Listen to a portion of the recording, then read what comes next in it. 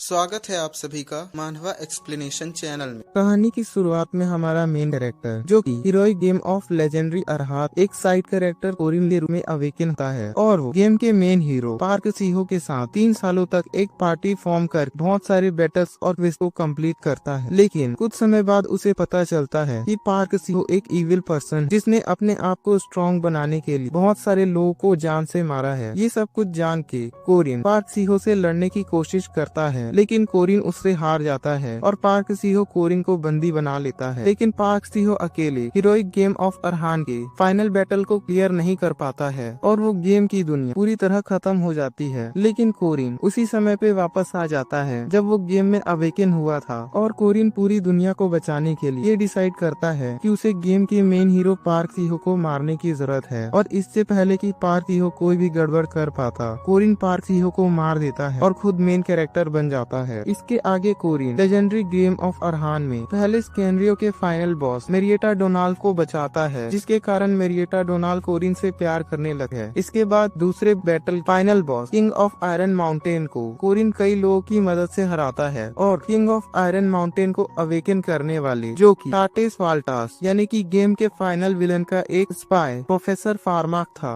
उसे भी हराता है, जिसे हराने के लिए कोरिन और फार्माक के एक बहुत ज्यादा इंटेंस बैटल होती है। और तीसरे स्कैनरियो में कोरिन हेवनली अक्षा हुआ रान को ताओइस्ट के हाथों में जाने से बचाता है, जिसके बाद हुआ और रान की पर्सनैलिटीज एक साथ कॉपरेट करना चालू कर देती है। वहीं अभी कोरिन 4 ग्रेट ट्रेजर्स में से एक ट्रेजर सोलास सन को टाटेस बाल्टास के हाथों में जाने से रोकना चाहता है, जिसके लिए कोरिन को अभी बीस्ट किंग डंस्काइज और ड्रूइड डुक ड्यूमेनोरिक्स का सामना करना होगा। इस बीच में कोरिन का सामना फ्यूचर में सबसे बेहतरीन स्वॉर्ड्समैन बनने वाले डीमन से होता है। और लास्ट एपिसोड में हमें पहली बार ग्रैंड आर्डन को सामने से दिखाया गया था। अब आगे हम अगले दिन का सीन देखते हैं। कोरिन यूस्कियस से कह रहा होता है, हम रोवेन ट्री के फ्रूट को ऑब्टेन करने में नाकामयाब हो गए, लेकिन क्या हम फिर भी फाइनल टास्क में पार्टिसिपेट कर सकते हैं? यूस्कियस कहता है, इस सभी चीजों से कोई फर्क नहीं पड़ता, लेकिन उस फ्रूट के बिना फाइनल टास्क ड्यूक डोमिनोरिक्स के पक्ष में ही जाने वाला है। और बीस्ट किंग वहीं पीछे से हंस रहा होता है। कोरिन कहता है, हे तुम किसी भी तरह का एक्सक्यूज मत बनाओ, क्योंकि तुम एक ड्रूइड हो। हम लोग सिर्फ उस स्वॉर्ड्समैन के कारण हार गए जो अचानक से सामने आ गया था। क्या तुम हमें इस चीज के कारण कोई एडवांटेज नहीं दे सकते? यूस्कियस कहता है, अब मैं फाइनल टास्क को अनाउंस कर रहा हूँ। इस टास्क के लिए तुम लोगों को अपने स्टाफ को ग्रो करना होगा जब तक कि तुम्हारी स्टाफ आसमान को ना छूने लगे, और तुम्हें उस जाइंट का सामना करना पड़ेगा जो सन की रक्षा करता है। और आगे सीन चेंज हो जाता है। कोरिन सोच रहा होता है, सोलर एक्लिप्स से पहले अभी 3 हफ्ते बचे हुए हैं। इस समय में हमें एक बहुत बड़ा ट्री ग्रो करना पड़ेगा ताकि वो आसमान को छू सके। वही कोरिन के कॉमरेड्स जिसमें से एलिसिया, जिसने अभी कुछ समय पहले डिमोनिक नेचर को देखा जो कि उस स्वॉर्ड्समैन के स्लैशेस में थी, जिसके कारण से एलिसिया को डिमोनिक नेचर और स्वॉर्ड्समैन काफी ज्यादा अच्छे तरीके से समझ आने लगे, जिसके कारण एलिसिया थोड़ी डरी तो है क्योंकि वो स्वॉर्ड्समैन एलिसिया से काफी ज्यादा स्ट्रॉन्ग है, लेकिन एलिसिया अपने आप को स्ट्रॉन्ग करना चाहती है। और हम प्रेजेंट टाइम में एलिसिया को देखते हैं जिसे ग्रैंड आर्डन कह रहा होता है, तुम्हारे फंडामेंटल्स जो कि स्वॉर्डमैनशिप के हैं वो अभी भी पैथेटिक है ग्रैंड डॉटर। लेकिन अगर मैं इस बारे में सोचूं कि तुमने मुझे स्वॉर्ड सिखाने के लिए कहा, ऐसा लगता है कि मैंने उस डिसाइपल को रेज करके काफी अच्छा काम किया है। एलिसिया ग्रैंड आर्डन से कहती है, तुम्हारा डिसाइपल? क्या तुम उस मॉन्स्टर के बारे में बात कर रहे हो? आखिर तुमने उसे क्यों नहीं मार दिया? ग्रैंड आर्डन कहता है, मैं ऐसा नहीं कर सकता था क्योंकि वो बहुत ज्यादा टैलेंटेड है और वो एक दिन हेवनली स्वॉर्ड रेलम को जरूर अचीव करेगा। एलिसिया कहती है, हेवनली स्वॉर्ड रेलम? मैंने इस चीज के बारे में कभी भी नहीं सुना है। ग्रैंड आर्डन कहता है, ऑफ कोर्स तुमने इसके बारे में नहीं सुना होगा क्योंकि इस चीज को मैंने क्रिएट किया है। इस चीज को सुन के एलिसिया थोड़ी सी फ्रस्ट्रेट हो जाती है और एलिसिया ग्रैंड आर्डन के ऊपर अटैक करते हुए कहती है, मुझे उकसाने की कोशिश मत करिए। ग्रैंड आर्डन अपनी स्वॉर्ड को ऊपर उठाते हुए कहता है, वो लोग जो इस लेवल को रीच कर सकते हैं वो लोग आसमान को भी काट सकते हैं और इस दुनिया को भी काट सकते हैं, और मैं एक बेहतरीन उस तरह के स्वॉर्ड्समैन को देखना चाहता हूँ। और ग्रैंड आर्डन एलिसिया के ऊपर अपनी स्वॉर्ड से अटैक करता है, जिसे एलिसिया बड़ी मुश्किल से रोकती है। ग्रैंड आर्डन कह रहा होता है, तुम अब अपनी सिस्टर की तरह होती जा रही हो। आगे हम एलरास किंगडम में देखते हैं, कादोन कैसल के अंदर, जहाँ मैरिएटा रेडी होते हुए कह रही होती है, मॉम क्या मैं अब यहाँ से जा सकती हूँ? वही मैरिएटा की मॉम कहती है, आखिर यहाँ क्या गलत है? मैरिएटा सोच रही होती है, स्प्रिंग सोशल जो कि 4 दिनों में खत्म हो जाएगा। कोरिन ने मुझे इसी समय के आसपास एक मार्क दिया था। उसने मुझे कहा था कि मैं उसे खोजूं इससे पहले कि 8 फरवरी को सोलर एक्लिप्स शुरू हो जाए। मैं इस चीज के लिए बहुत श्योर हूँ कि यहाँ अभी भी बहुत सारा समय बचा हुआ है। अगर मैं वाइवन को राइड करते हुए जाऊँ तो मैं जल्दी ही पहुँच जाऊंगी, लेकिन मैं फिलफी से अभी बहुत ज्यादा वरीड हूँ। और मैरिएटा के दिमाग हुआरेन और एलिसिया के ख्याल आ रहे होते हैं। मैरिएटा पूरी तरीके से तैयार हो जाते हैं। उसी समय उसके फादर आके कहते हैं, नहीं मैरी, आखिर तुम यहाँ से कहाँ जा रही हो? वेकेशंस अपनी पूरी फैमिली के साथ समय बिताने के लिए होते हैं। मैरिएटा कहती है, मैं जल्दी ही वहाँ एक फैमिली क्रिएट कर लूंगी। तभी मैरिएटा के डैड के ऊपर पीछे से कोई अटैक करता है। ये मैरिएटा की मॉम होती है। मैरिएटा की मॉम गुस्से में कह रही होती है, हमारी मैरिएटा अब काफी बड़ी हो चुकी है, तो मैरिएटा अब यहाँ से जा सकती है। और मैरिएटा वहाँ से जाने लगती है। मैरिएटा की मॉम कह रही होती है, मैरिएटा तुम यहाँ से जाओ और डेकुगो को जल्दी से एक छोटा भाई देना। वही मैरिएटा जाते हुए कह रही होती है, मैं आप लोगों से हरास वेलगर को बोरो कर रही, चलो डेकुगो यहाँ से चलते हैं और डैड को फाइंड करते हैं। मैरिएटा डोनाल्फ का अभी एक क्लियर इंटेंशन है और वो ये है कि वो अपने राइवल के वहाँ पहुँचने से पहले उस जगह पे पहुँचना चाहती है। अगला सीन हम ग्रैंड कैथेड्रल का देखते हैं, जहाँ से आवाज आ रही होती है, योर ग्रेस यहाँ पे नई सिस्टर हुआरान आई है, तुम उसे अंदर ले आओ। और हम देखते हैं हुआरान और प्रोफेसर जोसेफिन जो कि ग्रैंड कैथेड्रल के अंदर जा रही होती है। हमें एक पिंक गुलाबों वाली बाल वाली लड़की को दिखाया जाता है। ये सेंटेस है, इसका नाम है हडथा एलरात। सेंटेस कहती है, वो ये तो हुआरान, और वो हुआरान को गले लगा लेती है। हुआरान कह रही होती है, मुझसे दूर हटो। सेंटेस कहती है, मैंने ये सुना है तुमने फेस्टिवल में बहुत ज्यादा बड़ी चीजों का सामना किया है, क्या तुम ठीक हो? ये तो बिल्कुल साफ है कि तुम कहीं भी हर्ट नहीं। और वो हुआरान के गालों को खींच रही होती है। हुआरान कहती है, गोल्डन थ्रेड, क्या आप मेरे ऊपर से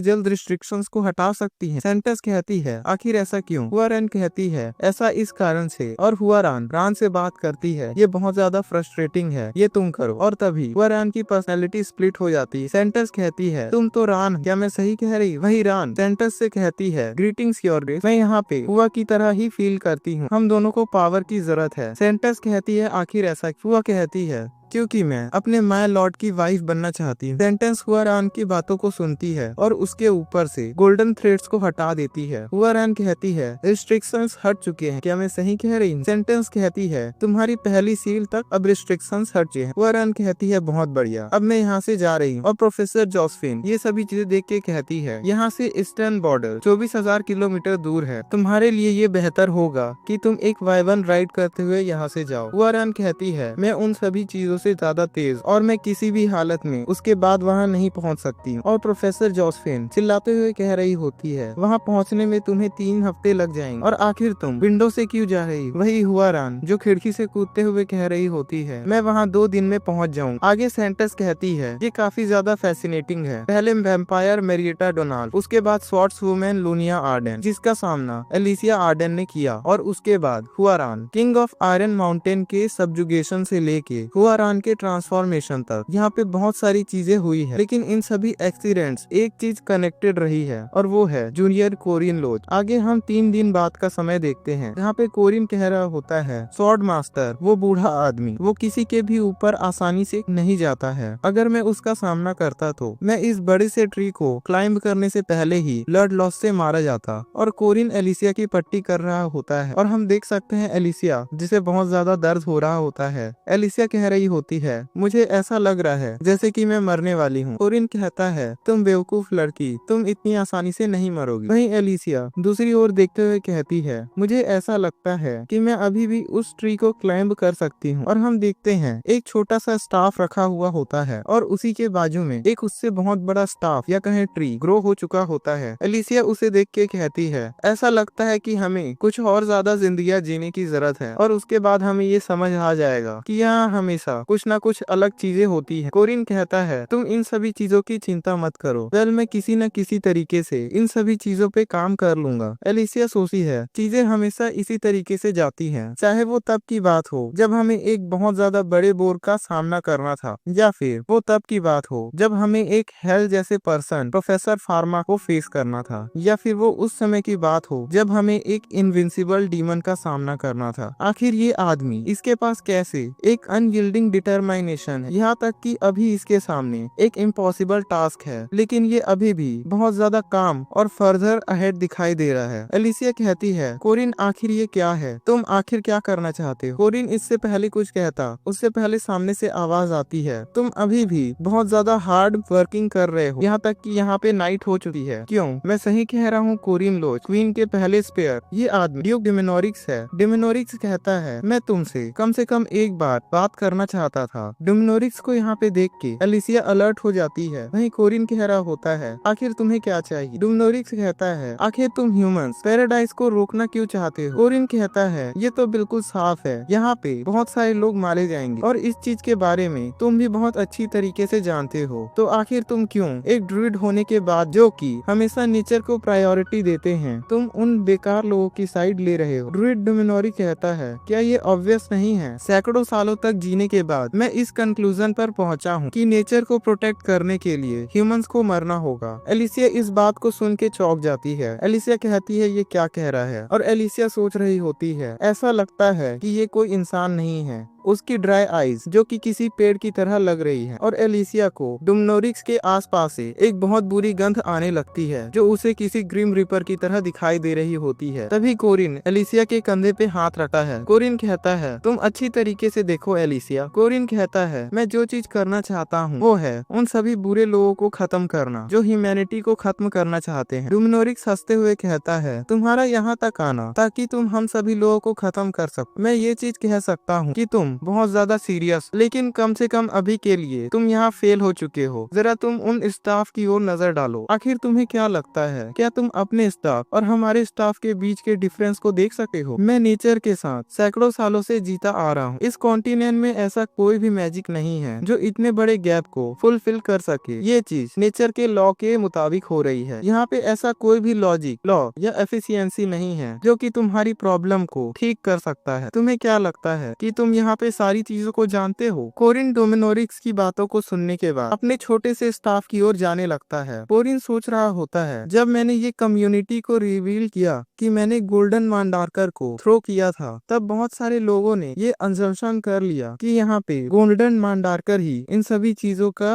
आंसर होगा, और मैंने गोल्डन मांडार्कर बहुत सारी चीजों को अपग्रेड करने के लिए इस्तेमाल किया। लेकिन मेरे जैसे लोग ज्यादातर कन्वेंशनल प्ले करने से बहुत ज्यादा बोर हो जाते हैं और हम गोल्डन मांडार्कर सीड को देखते हैं। कोरिन ने इस आइटम को पाने के लिए बहुत ज्यादा हार्ड एक्सपेरिमेंट किए हुए हैं। गोल्डन मांडार्कर की जैसे रेयर आइटम्स के साथ कोरिन इस समय एक लौता है जिसे इन सभी चीजों के बारे में पता है, और वो है कल्टीवेशन टेक्निक। जिस तरीके से कोरिन ने पहले टास्क में हैकेबेरी को ग्रो किया था और जिसकी मदद से उन लोगों ने एक काफी बड़ा स्टाफ क्रिएट किया था, उस समय कोरिन ने इस चीज की इफेक्ट को टेस्ट किया था, और उस समय कोरिन ने सिर्फ कुछ बूंदे ही इस्तेमाल की थी। यहाँ तक कि कोई आदमी जो कि सैकड़ों सालों तक इस नेचर की दुनिया में जी रहा हो, वो भी इस चीज को कभी भी नहीं देख पाएगा, क्योंकि ये गोल्डन इंग्रेडिएंट कुछ ऐसा नहीं है जो कि बड़ी आसानी से दिख जाए। ये एक हिडन पीस है जो कि पूरी हिस्ट्री में सिर्फ एक ही बार इस्तेमाल किया गया है। ये है एक गोल्डन मांडार्कर फर्टिलाइजर, और हम देखते हैं कोरिन उस गोल्डन मांडार्कर फर्टिलाइजर अपने स्टाफ की जड़ों पे डाल देता है, जिसके कारण वहाँ पे काफी ज्यादा हलचल होने लगती है। कोरिन कह रहा होता है ड्रूइड, मैं ज्यादातर लोगों को न्यू प्लेयर्स कहता हूँ, जो लोग ज्यादातर न्यूबी का काम करते हैं। मैं इन सभी चीजों को नहीं जानता कि तुमने कितनी सालों जिंदगी जी है, लेकिन कुछ और जिंदगियाँ, और उसके बाद तुम्हें ये समझ आ जाएगा कि यहाँ पे हर बार कुछ न कुछ नया होता है। तो न्यूबी, तुम अपनी आंखों को फाड़ के देखो, क्योंकि अब यहाँ से मैं तुम्हें बहुत ज्यादा मैजिक दिखाने वाला हूँ। और हम देखते हैं कोरिन का जो छोटा सा स्टाफ रहता है वो बहुत ज्यादा जल्दी ग्रो करने लगता है, जिस चीज को देख के एलिशिया भी बहुत ज्यादा हैरान हो चुकी होती है। इसके बाद हम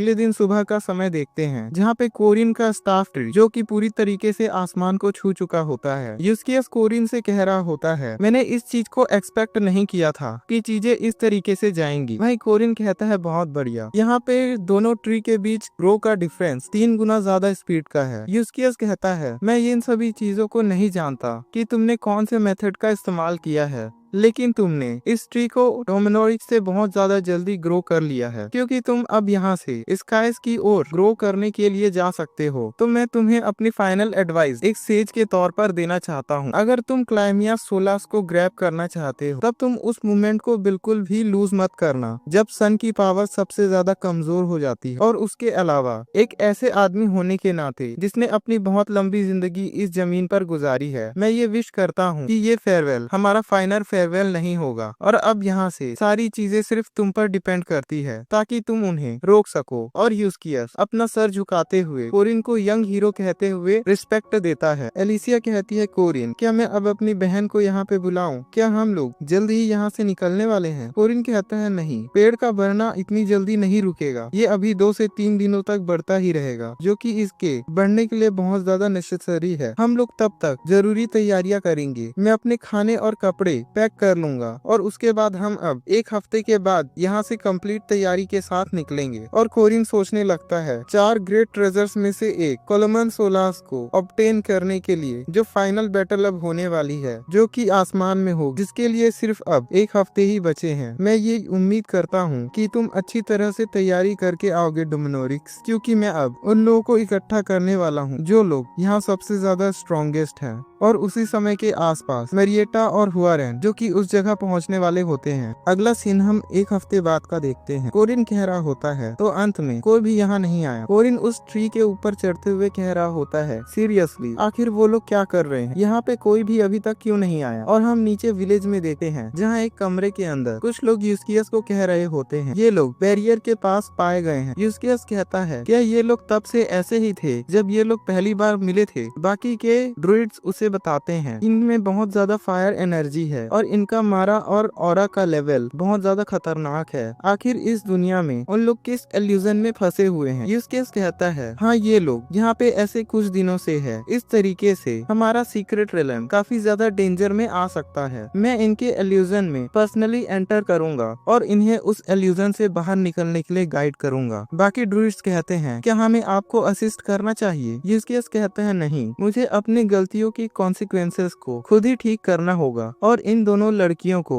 इनके इल्यूजन से बाहर निकालना पड़ेगा। और यूस्कियस मैरिएटा और हुआरान के इल्यूजन में जाता है। पहले हम मैरिएटा का इल्यूजन देखते हैं, जहाँ पे एकेडमी के अंदर बात हो रही होती है। उन लोगों ने ग्रेजुएशन से पहले ही एक चाइल्ड कर लिया। ऐसा लगता है कि वो लोग बहुत ज्यादा जल्दबाजी में हैं। आखिर उनका बच्चा उनके फादर की तरह बहुत ज्यादा कैसे दिखता है? यूस्कियस सोचता है, तो ये ड्रीम एक वेडिंग का है। तभी अनाउंसमेंट होती है, दूल्हा एंटर कर रहा है और मैरिएटा दूल्हे की ओर देखती है। और हम देखते हैं कोरिन जो कि सूट बूट में एंट्री ले रहा होता है, जिसे देख के मैरिएटा सोच रही होती है, हाँ, ये सचमुच में काफी ज्यादा हैंडसम है और बहुत ज्यादा डैशिंग। तभी अनाउंसमेंट होती है, दुल्हन की एंट्री हो रही है और मैरिएटा इस चीज को सुन के शॉक हो जाती है। मैरिएटा सोचती है, नहीं, ऐसा नहीं हो सकता। और हम देखते हैं दुल्हन और कोई नहीं हुआरान होती है और आजू बाजू के लोग बात कर रहे होते हैं, वो ये तो बहुत ज्यादा सुंदर ब्राइड है, ये बहुत ज्यादा ब्यूटीफुल है। और हम देखते हैं हुआरान बहुत ज्यादा प्रिटी लग रही। हुआरान और कोरिन एक दूसरे को हक कर लेते हैं, जिसे देख के मैरिएटा अपने घुटनों पे आ जाती है। मैरिएटा सोच रही होती है, ये बिल्कुल भी सही नहीं है। और मैरिएटा के सपने में 1 साल इसी तरीके से गुजर जाता है और कुछ समय के बाद मैरिएटा देखती है कि कोरिन और हुआरान का एक बच्चा हो चुका है। मैरिएटा सोचती है, वो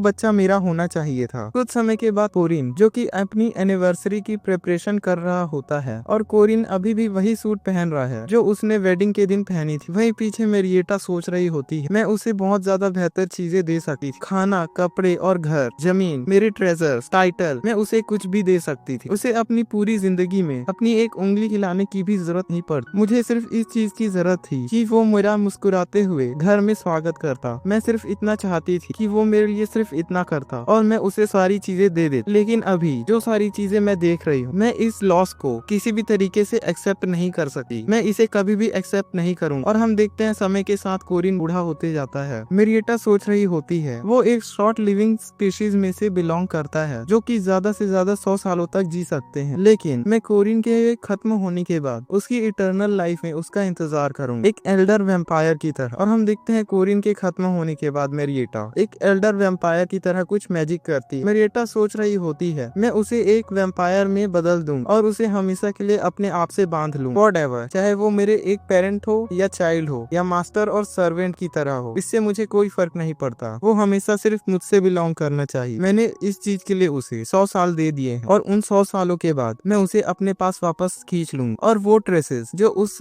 औरत ने उसके ऊपर छोड़े हैं, मैं उन सभी ट्रेसेस को कोरिन के ऊपर से गायब कर दूंगा और मैं कोरिन को हमेशा अपना और हैप्पी बना के रख। और हम देख सकते हैं मेरिएटा बहुत ज्यादा खतरनाक लग रही है। इसके बाद हम हुआरैन के ड्रीम को और देखते हैं जहाँ पे कोरिन और मेरिएटा की शादी हो रही होती है, जहाँ हुआरैन सोच रही होती है ये मेरा पहली बार है कि मैंने अपने दिल को किसी और लड़के को दे दिया और मैंने पहली बार लड़के का हाथ टच किया था। और हुआरैन के सपने में कोरिन और मेरिएटा अपनी लाइफ एंजॉय कर रहे होते हैं और हुआरैन उन्हें पेड़ पर बैठकर देख रही होती है, जहाँ पे रान हुआ से कह रही होती है आखिर तुम ये क्या कर रही हो। हुआ कहती है मैं इन सभी को देख रही। रान कहती है ये तुम क्या कह रही, आखिर तुम क्या करना चाहती हो। हुआ कहती है मुझे नहीं पता, मेरा दिल टूटना किसी भी तरीके से मेरे प्लान का हिस्सा नहीं था। ओप्पा, darling, dear, my husband, my love, ये सारे नेम जो कि मैंने उसके लिए बनाए थे। मैं उसे नॉर्मली लव करना चाहती थी, नॉर्मली डेट करना चाहती थी और एक अच्छी फैमिली बनाना चाहती थी जिसमें हमारे कुछ बच्चे होते। रान कहती है तो आखिर तुम ऐसा क्यों नहीं कर, मैं इस चीज में तुम्हारी मदद करूँ, चाहे तुम जो चीज भी करना चाहती मैं इसमें तुम्हारी मदद करूँ। आगे कुछ समय के बाद हम देखते हैं हुआरैन कोरिन से मिलने के लिए आई होती है। कोरिन उन्हें देख के कहता है इट्स बीन अ व्हाइल, क्या तुम अब ठीक हो हुआरैन। तभी हुआरैन कोरिन का हाथ पकड़ लेती है और कोरिन को बिस्तर पर लिटा देती है। हुआरैन कह रही होती है तुम भागने की कोशिश कर सकते हो। वही कोरिन गुर्राते हुए कहता है आखिर तुम ये क्या कह रही हो। तभी हुआरैन कहती है ये तुम्हारा फॉल्ट है कोरिन, तुम्हारे कारण, क्योंकि तुमने मेरी जगह पे किसी और को उस तरीके से देखा। और हुआरैन कोरिन के कंधे पे काटने वाली हो। हुआरैन कहती है ये सारी तुम्हारी गलती, ओप्पा ये सारी तुम्हारी फॉल्ट है। और हुआरैन सोच रही होती है जैसे कि मैंने अपनी सारी पहली चीजें तुम्हें दी थी वैसे ही तुम सबसे पहले सिर्फ मेरे से बिलोंग करते हो। कुछ समय बाद हम हुआरैन और कोरिन को बेड पर देखते हैं। एक आदमी और एक औरत जो प्यार में होते हैं वो साथ में सोते हैं और एक दूसरे की हाथ टाइटली पकड़ के रखते हैं। और कुछ समय के बाद हम देखते हैं हुआरैन की गोद में एक बच्चा होता है, तो ये ऑब्वियस है कि उन दोनों के पास जल्द ही एक बेबी आ जाता है। और हुआरैन की आंखों से आंसू बह रहा होता है। हुआरैन सोच रही होती है फाइनली मैं जीत गई। तभी हुआरैन के और मेरिएटा दोनों के इल्यूजन्स खत्म हो जाते हैं। मेरिएटा कहती है तुम उठ गई और वो दोनों एक दूसरे को घूरने लगती हैं। तभी पीछे से यूस्कियस कहता है मैं इस जगह का गार्डियन हूँ, मेरा नाम फंडियस यूस्कियस है। अगर तुम लोग कोरिन लोच को देखने के लिए आए हो तो तुम लोग थोड़े लेट हो चुके हो। वो लोग पहले ही एसेंट को रीच करने के लिए यहाँ से निकल चुके हैं। उन्हें निकले यहाँ से लगभग 3 दिन के आसपास हो चुके हैं। यूस्कियस की बात को सुन के हुआरैन और मेरिएटा दोनों शॉक हो जाते हैं और सोचते हैं हम दोनों लेट हो गए। मेरिएटा और हुआरैन कहते हैं आखिर तुम ये चीज कैसे जानते हो कि हम लोग कोरिन को खोज रहे थे। इस बात को सुन के यूस्कियस काफी ज्यादा शॉक हो जाता है और कुछ भी नहीं कह पा रहा होता है। द ग्रेट सेज ड्रूइड ये चीज जानता था कि कभी न कभी ये दिन आएगा। यूस्कियस पीछे मुड़ता है और शर्माते हुए कहता है मैं एक सेज ड्रूइड हूँ, मैं सिंपली बहुत सारी चीजें जानता हूँ। मैं उन सभी लोगों के, उन दोनों नहीं उन तीनों लड़कियों के डार्क पास्ट को देख सकता हूँ हमेशा के लिए। अगला सीन हम कोरिन की ओर देखते हैं जो कि उस ट्री के ऊपर होता है और कह रहा होता है ये बहुत ज्यादा ठंडा है। तभी एलिसिया पीछे से कहती है कोरिन यहाँ पे कुछ भी नहीं है। कोरिन कहता है तुम सिर्फ यहाँ पे थोड़ी देर और रुक जाओ, हम लोग लगभग वहाँ पे पहुँचे हैं। और कोरिन अपने फिंगर्स के साथ उन पेड़ के ऊपर कुछ ड्रॉ कर रहा होता है। कोरिन सोचता है कैनन के मुताबिक बाल्टाजार के फोर्सेस के पास चारों के चारों ग्रेट रेलिक्स पहुंच गए थे। अराडवा, क्राउमन, सोलास, अंड्राय और लिलफॉल। बाल्टाजार के अंडरलिंग्स को जो कि ओरिजिनल गेम से बिलोंग करते हैं उन्हें फॉलो करना, जिन्हें फॉलो करते हुए तुम गोरियास और मुरियास तक पहुंच सकते हो। हालांकि वहां तक पहुंचने के बाद ये तो बिल्कुल साफ है कि जो रेलिक्स होंगे वो तुम्हें लूटे हुए ही मिलेंगे। मैंने टेक्स्ट डॉक्यूमेंट काफी बार रीड किया है जिन्हें मैंने ओरिजिनल गेम में स्किप कर दिया था। मैजिक कैलेंडर और मोरियास अंड्रेलालियास जो कि एक डीप डार्कनेस रियलिटी में वो एक बहुत ज्यादा पेटफुल और राइटनिंग सरपेंट। तो वो वर्ड जो ड्रूइड ने मुझसे कहे थे लामिया सोलास के बारे में वो थे रीच फॉर द स्काई, आसमान को छू लो और सूरज को अपने हाथों में पकड़ लो। वो बातें मेरे मेंटिकली बहुत ज्यादा इंटरप्ट कर रही है। अगर ये सारी बातें इन सभी चीजों से रिलेट करती है तभी कोरिन अपने थॉट से बाहर आता है और वो देखता है कि वो जगह बुरी तरह हिल रही है। एलिसिया कह रही होती है कोरिन जरा उधर देखो, यहाँ से बादल नीचे की ओर जा रहे हैं, ऐसा लगता है कि वो यहाँ से खत्म होने वाले हैं। कोरिन चिल्ला के कहता है बादल नीचे की ओर नहीं जा रहे हैं, रियलिटी में जो ओएक ट्री है वो अभी भी ग्रो हो रही है और वो ट्री बहुत ज्यादा तेजी के साथ ग्रो होने लगती है। और कुछ समय बाद कोरिन अपने सामने की ओर देखता है जहाँ पे उसे एक हवा में उड़ता हुआ आइलैंड दिखाई देता है। कोरिन और उसके बाकी सभी दोस्त उस आइलैंड के गेट के सामने आके खड़े हो जाते हैं। कोरिन कह रहा होता है वॉल्स की जो हाइट है वो 50 मीटर्स है और वो बहुत ज्यादा वेल मेंटेन्ड है। लुनिया कहती है लेकिन ये काफी ज्यादा स्मॉल है, इस साइज के साथ ये किसी भी तरीके से एक स्काई जाइंट की फोर्ट्रेस की तरह नहीं हो सकता, शायद तक ये एक ऑर्डिनरी जाइंट के ऑर्फनेज की तरह है। तभी यूएल कहती है यूस्कियस ने ये कहा था सन गार्डियन जाइंट जो कि यहाँ पे रेजिस्ट करता है, इससे कोई फर्क नहीं पड़ता कि वो एक नॉर्मल जाइंट है या एक गार्डियन जाइंट, क्योंकि हम मेन गेट के आगे नहीं जा सके क्योंकि जो रेड हॉर्वुड फूड था वो एक एंट्री पास की तरह था। तभी कोरिन डेविल की तरह स्माइल करते हुए कहता है चलो अब हम यहाँ पे नॉक करते हैं और देखते हैं कि आगे क्या होता है। और कोरिन जोर से चिल्लाते हुए कहता है कि बाहर की ओर आओ और हम देखते हैं जो मेन गेट होता है वो खुलने लगता है। एलिसिया इस चीज को देख के थोड़ी घबराने लगती है। एलिसिया कहती है कोरिन कहता है अब यहाँ से सारी चीजें इम्प्रोवाइजेशन के ऊपर है। सामने से आवाज आती है आखिर तुम लोग कौन हो, तुम लोग ह्यूमंस हो। और हम देखते हैं सामने की ओर जहाँ पे बहुत सारे गोलम्स आ रहे होते हैं। एलिसिया उन्हें देखकर डरते हुए कहती है ऐसा लगता है कि ये लोग कम से कम एक सेमी फर्स्ट रैंक गार्ड की तरह तो होंगे। लुनिया कहती है कोरिन क्या तुम इन सभी लोगों से फाइट करने की प्लानिंग तो नहीं कर रहे हो। उनमें से एक गोलम कहता है स्पीक ह्यूमन, क्या तुम्हारे पास वो की है। तभी कोरिन कहता है हमारे पास वो की नहीं है। तभी वो जाइंट गोलम कहता है अगर तुम्हारे पास वो की नहीं है तो तुम ह्यूमंस 2 बनने के लिए तैयार हो जाओ। और वो कोरिन के ऊपर हमला करने वाला होता है। तभी कोरिन कहता है वेट, हम लोग वो वैनगार्ड्स हैं जिन्हें ग्रेट हीरो के द्वारा रिकॉग्नाइज किया गया है और वो ग्रेट हीरो है लॉर्ड यूस्कियस। जल्दी ही हमारे मास्टर जो कि जल्द ही यहाँ आके रेड हॉर्नवुड फ्रूट को दिखा देंगे। जाइंट गोलम कहता है ठीक है, आखिर तुम्हारे मास्टर का नाम क्या है जिसने तुम्हें यहाँ सेंड किया है। कोरिन कहता है मेरे मास्टर का नाम है ग्रेट हीरो डन स्काइज। एक सेज के रिप्रेजेंटेटिव होने के तौर पे मैं अपने साथ एक ड्रूइड को भी लेके आया हूँ। और कोरिन यूएल की ओर इशारा करता है। यूएल कहती है एक ड्रूइड, हाँ मैं।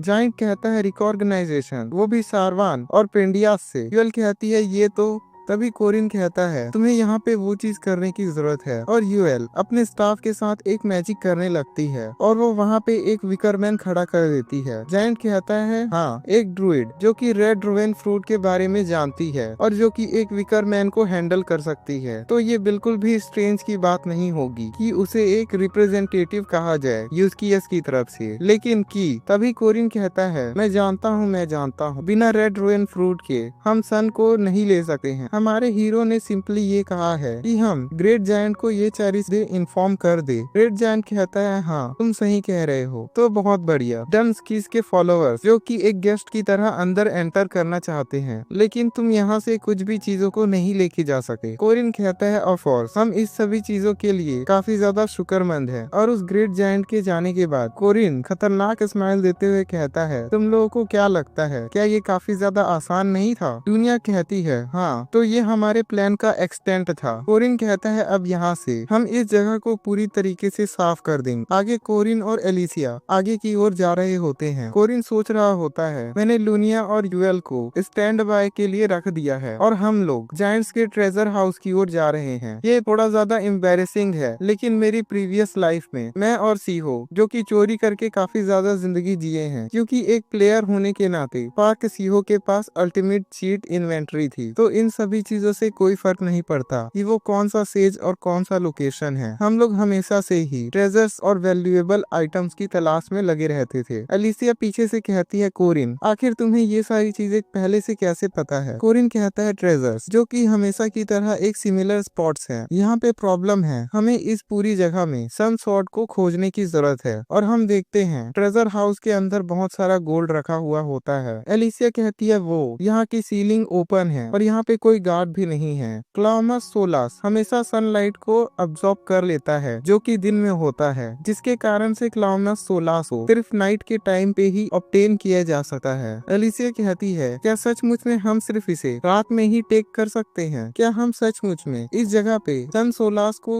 खोज भी पाएंगे? और एलिसिया वहाँ के ट्रेजर्स को उठाकर देख रही होती है। तभी कोरिन कहता है, मुझे लगता है कि यहाँ पे कुछ गार्ड्स आ रहे हैं, तो ये चीज अभी इम्पॉसिबल है कि हम यहाँ से सन को पिक कर सके, क्योंकि यहाँ पे बहुत सारे ट्रेजर्स रखे हुए हैं। एलिसिया कहती है, तुम्हारी बातें सेंस बनाती है, लेकिन यहाँ पे अभी कोई गार्ड क्यों नहीं है? तभी उनके सामने एक चिकन आ जाता है। एलिसिया कहती है, एक चिकन? ये काफी ज्यादा स्मॉल है एक जाइंट के लिए ईट करने के लिए। कोरिन कहता है, कोई आ रहा है, जल्दी से हमें यहाँ से छुपने की जरूरत है। एलिसिया कहती है, आखिर अचानक से हम यहाँ से कहाँ चले जाएं? और हम एक जाइंट को देखते हैं जो कह रहा होता है, ओह माय अडोरेबल बेबी, आखिर तुम यहाँ हो मेरा स्वीट लिटिल डार्लिंग। और हम देखते हैं एक जाइंट जो कि उस चिकन को पीछा करते हुए आया होता है और वो उस चिकन को वहाँ से ले जाने लगता है। और कोरिन और एलिसिया जो कि किसी कॉर्नर में छुपे हुए होते हैं, वो दोनों सोच रहे होते हैं, तुम यहाँ से जल्द चले जाओ और सब कुछ काफी ज्यादा सेफली तरीके से हो। वहीं चिकन जो कि कोरिन और एलिसिया की ओर ही देख रहा होता है। कोरिन सोचता है,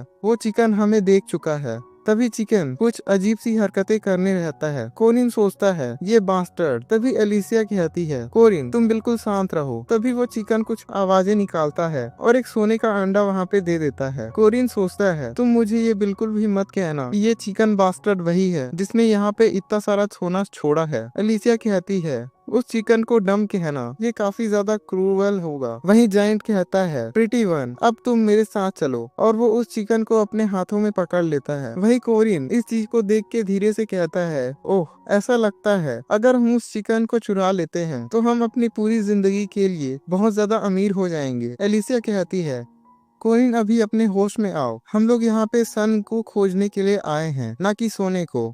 और एलिसिया जोर से सांस लेते हुए कहती है, ये काफी ज्यादा क्लोज है। कोरिन कहता है, हाँ तुम सही कह रही हो। तभी एलिसिया को रियलाइज होता है कि वो कोरिन के काफी ज्यादा नजदीक है और एलिसिया को तब की बात याद आने लगती है जब एलिसिया ने एल्यूजन में कोरिन से कहा था, ब्रदर इन लॉ मेरी सिस्टर अभी यहाँ नहीं है। एलिसिया सोचती है, वो मेमोरी जो उस रात की है, आखिर मैं उस चीज के बारे में अभी क्यों सोच रही हूँ? एलिसिया कोरिन को कहती है, कोरिन आखिर तुम मेरी बहन के बारे में क्या सोच रही हो? कोरिन कहता है, लूनिया वेल वो काफी ज्यादा ग्रेट है, मैं उसे पसंद करता हूँ। एलिसिया कहती है, क्या तुम उसे पसंद करते हो? कोरिन कहता है, वो काफी ज्यादा अच्छी पर्सनालिटी है, वो काफी ज्यादा टैलेंटेड, काइंड और ब्यूटीफुल है। यहाँ पे कोई भी आदमी मेरी तरह ही फील करता। एलिसिया इस चीज को सुन के सैड होते हुए कहती है, ओ ठीक है। कोरिन कहता है, एनीवे चलो हम अब आगे की ओर खोजते हैं सोलास एक्लिप्स जो कि कल के दिन होने वाला है और जिसके लिए सिर्फ यहाँ 2 घंटे ही बचे हुए हैं। अगर हमने वो टाइमिंग मिस कर दी तो स्काइज पूरी तरीके से सही चीजों को फॉलो करेंगे और उस सन को क्लेम कर लेंगे। एलिसिया खड़े होते हुए कहती है, ओके ठीक है मैं समझ गई, लेकिन कोरिन यहाँ पे एक अजीब सी चीज है। कोरिन कहता है, आखिर वो क्या है? एक प्लेस जो कि सनलाइट को अब्सॉर्ब करता है, वो भी दिन के समय, लेकिन वो रात के समय अनरीचेबल हो जाता है। यहाँ पे सिर्फ एक ऐसा प्लेस है जो कि सिर्फ सोलास एक्लिप्स के दौरान ही कमजोर होता है और वो आज की रात है, पहली क्वार्टर मून राइज सन या फिर क्रमिया सोलास, जिसके बारे में हम बहुत लंबे टाइम से चर्चा करते आ रहे हैं, जो कि एक हवा में उड़ने वाले आइसलैंड पे है। और हमें तब का सीन दिखाया जाता है जब कोरिन और उसके टीममेट बात कर रहे होते हैं, जहाँ पे एलिसिया कह रही होती है, तो इसका मतलब ये है कि दिन में सूरज के कारण रोशनी और रात में मून के कारण नाइट, जो कि स्काई आइलैंड के ऊपर फ्लोट करते हुए दिखाई देती है। हालांकि वो उतना ज्यादा दूर नहीं होगा जितना ज्यादा रियल सन या रियल मून है, लेकिन वो सिर्फ एक बैरियर के कारण वहाँ पे फ्लोट कर रहा है। जो कि स्काई आइसलैंड के कारण से है, लेकिन वो बिल्कुल हमारे हाथों की रीच से बाहर है। यूएल कहती है, क्या यहाँ पे कोई ऐसा रास्ता है जिससे हम उस चीज को पकड़ सकते हैं? कोरिन कहता है, मुझे ये नहीं मालूम, ये लगभग इम्पॉसिबल है, लेकिन एक्लिप्स जो कि 2 दिन में होने वाला है, तो चलो अब हम इस चीज को फिगर आउट करने की कोशिश करते हैं। 2 दिन और कोरिन 2 दिनों से मून को स्टडी करने पे लगा हुआ है, लेकिन कोई कितनी भी कोशिश कर ले, सिर्फ 2 दिनों में स्काई को रीच करना बिल्कुल भी आसान नहीं हो सका।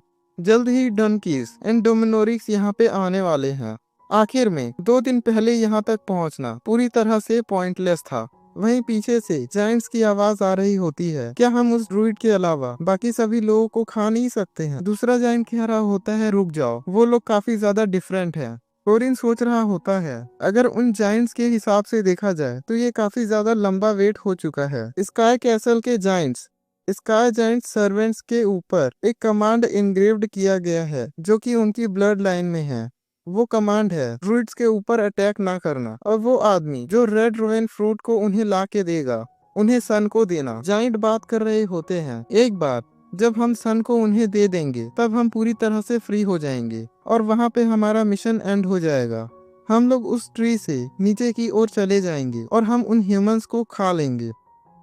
तुम बिल्कुल सही कह रहे हो। उस डिम्सकई गाय ने यही कहा था कि वो हमारे लिए गिफ्ट प्रिपेयर करके रखेगा। वो हमारे लिए बहुत सारे नाश्ता और बहुत सारे टॉयज रखेगा। कोरिन उन सभी की बातों को सुन रहा होता है। कोरिन कहता है, यहाँ पे जल्दी आना किसी भी तरीके से पॉइंटलेस नहीं था। और कुछ समय के बाद हम देखते हैं जहाँ पे ग्रहण लगना चालू हो गया होता है और हम बीस्ट किंग की ओर देखते हैं जो कि हंस रहा होता है। बीस्ट किंग कहता है, सारवान यहाँ पे नहीं है। ये जगह किसी भी स्काई जायंट के लिए रहने के लिए काफी ज्यादा छोटी है। ऐसा लग रहा है कि मेरा दिल जल्दी ही बाहर आ जाएगा। तो चलो अब हम अंदर की ओर चलते हैं और सन स्वॉर्ड को पकड़ लेते हैं। तभी अंदर का दरवाजा खुलता है और आवाज आती है, तुम वहीं रुक जाओ, उन सभी लोगों को वहाँ पे पकड़ लो। बीस्ट किंग इस चीज को सुन के शॉक होता है और कहता है, रुक जाओ। बीस्ट किंग अपने आगे की ओर देखता है जहाँ पे एक विकर मैन होता है जो कि यूवेल का है। सामने से आवाज आ रही है, मेरे मास्टर, मेरे ग्रेट लॉर्ड, फाइनली आप यहाँ पहुँच गए। और हम देख सकते हैं कोरिन और बाकी सभी लोग जो कि बीस्ट किंग के सामने घुटनों पे होते हैं और कोरिन ने अपने हाथों पे एक मुर्गी पकड़ी हुई होती है। कोरिन कहता है, मास्टर, मैंने वो सारी चीजें कर दी है जैसा आपने मुझे करने के लिए कहा था। वहीं बीस्ट किंग को कोरिन की कोई भी बात समझ नहीं आ रही। बीस्ट किंग कहता है, दोस्त फ्रेंड्स, आखिर यहाँ पे क्या चल रहा है? तभी पीछे से एक धमाका होता है और आवाज आती है, वो लोग चोर हैं। आखिर उनकी ऐसी हिम्मत कैसे हुई कि हमारे ट्रेजर को चुरा ले? और हम देखते हैं बहुत सारे जायंट जो कि उनके पीछे भागने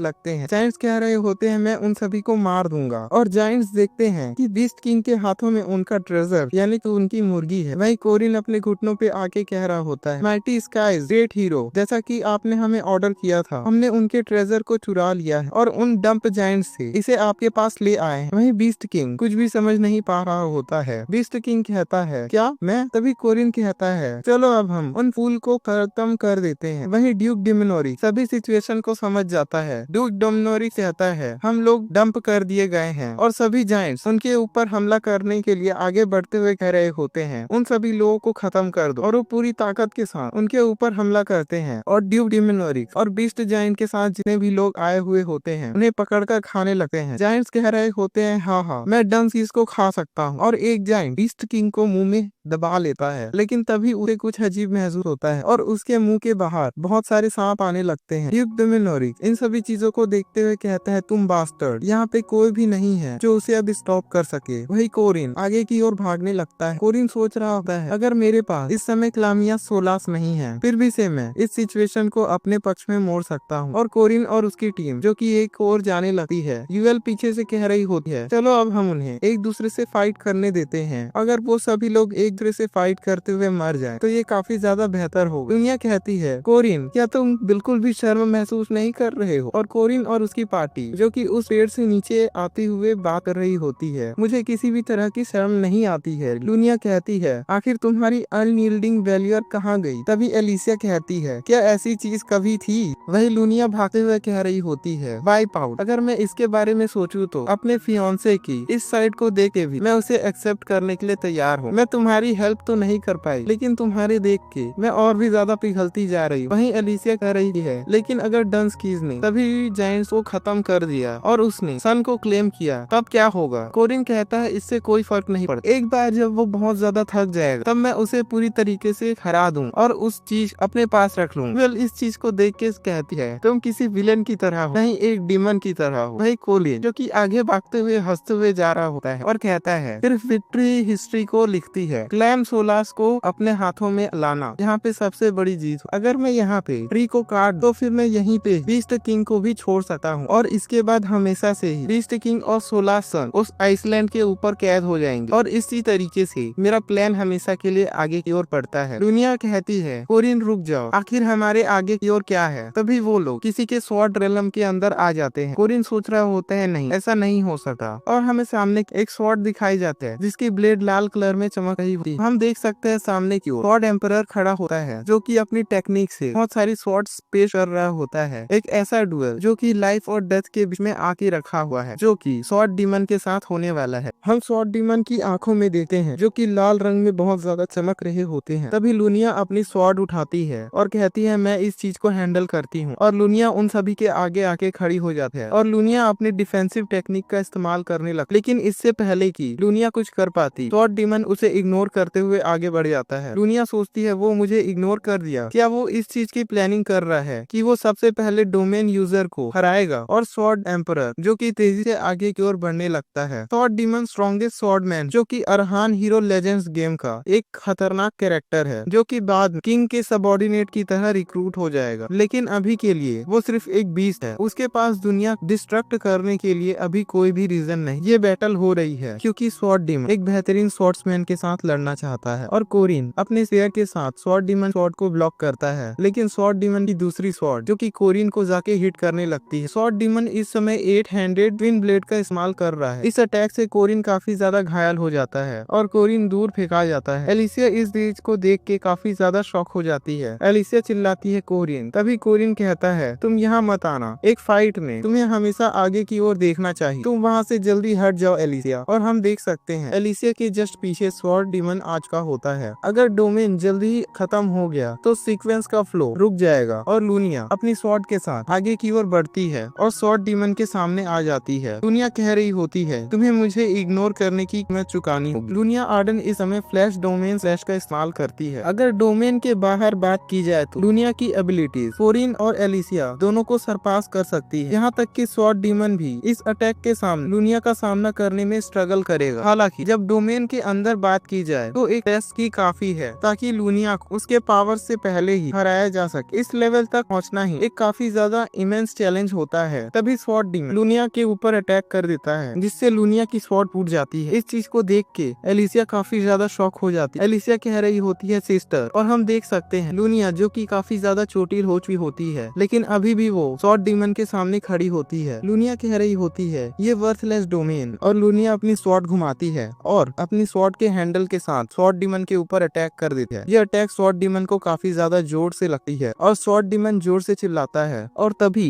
एलिसिया पीछे से आकर स्वॉर्ड डीमन के ऊपर हमला करने वाली होती है, लेकिन स्वॉर्ड डीमन वहाँ से हट जाता है। एलिसिया लुनिया को कहती है, सिस्टर आपकी बॉडी अभी कैसे है? वही लुनिया कह रही होती है, चलो हम अब आगे चलते हैं। जब तुम एक बार किसी बैटल के अंदर चली जाओ तो तुम्हें कभी भी पीछे पलटकर नहीं देखना चाहिए। क्या तुम्हें ये बात समझ आई, इडियट? और लुनिया उसी समय वहाँ बेहोश हो जाती है, जिसे देख कर एलिसिया सिस्टर सिस्टर चिल्ला रही होती है। एलिसिया सोचती है, हाँ लेकिन आखिर मैं इस चीज को अकेले कैसे हैंडल कर सकती? तभी स्वॉर्ड डीमन के पीछे विकरमैन आ जाता है। ज्यूएल एलिसिया को कहती है, एलिसिया हमारे पास अभी टाइम नहीं है, तुम्हें यहाँ से भागने की जरूरत है। एलिसिया कहती है, विकरमैन लेकिन बिना किसी सेक्रीफाइस ट्वाइस के तुम इसे आसानी से हैंडल नहीं कर पाओगी। वहीं दूसरी ओर विकरमैन जो कि अपनी पूरी ताकत के साथ स्वॉर्ड डीमन पर अटैक करता है, लेकिन स्वॉर्ड डीमन इससे जरा भी नहीं घबराता। स्वॉर्ड डीमन इस टाइम पे आर्डन स्टाइल ट्विन स्वॉर्ड्स का इस्तेमाल करता है और वो विकरमैन को काफी ज्यादा घायल कर देता है, जिसके कारण से यूएल भी बहुत ज्यादा घायल हो जाता और यूएल वहाँ पर गिरकर बेहोश हो जाता। एलिसिया के सामने उसके जितने भी दोस्त थे वो सभी इस समय बेहोश हो चुके हैं। एलिसिया सोचती है, मैं काफी ज्यादा डरी हुई हूँ, मैं इस समय यहाँ से भागना चाहती, लेकिन फिर भी से मैं यहाँ से नहीं भाग सकती। और स्वॉर्ड डीमन एलिसिया के ऊपर तब हमला कर देता है। वहीं एलिसिया जो काफी मुश्किल के साथ स्वॉर्ड डीमन का सामना कर रही होती है। वहीं दूसरी ओर कोरिन जो कि अपने हाथ से एक बोतल निकाल के यूएल को दे रहा होता कहता है। कोरिन कह रहा होता है डैम इट। यूएल कहती है कोरिन क्या तुम ठीक हो? कोरिन कहता है मैं ठीक हूँ, तुम इस चीज को लुनिया को देना, उससे वो ठीक हो जाएगी। वहीं कोरिन सोच रहा होता है अगर मुझे थोड़ा समय मिलेगा तो मैं ऑटोमेटिक ही रिकवर कर जाऊँ, लेकिन इस स्टेट में ऐसा नहीं लगता कि मैं इस चीज को ओवरकम कर पाऊंगा। ना ही ताकत और ना ही स्पीड और ना ही मैं इस समय इस चीज को हैंडल कर सकता हूँ। तभी पीछे से आवाज आती है हे,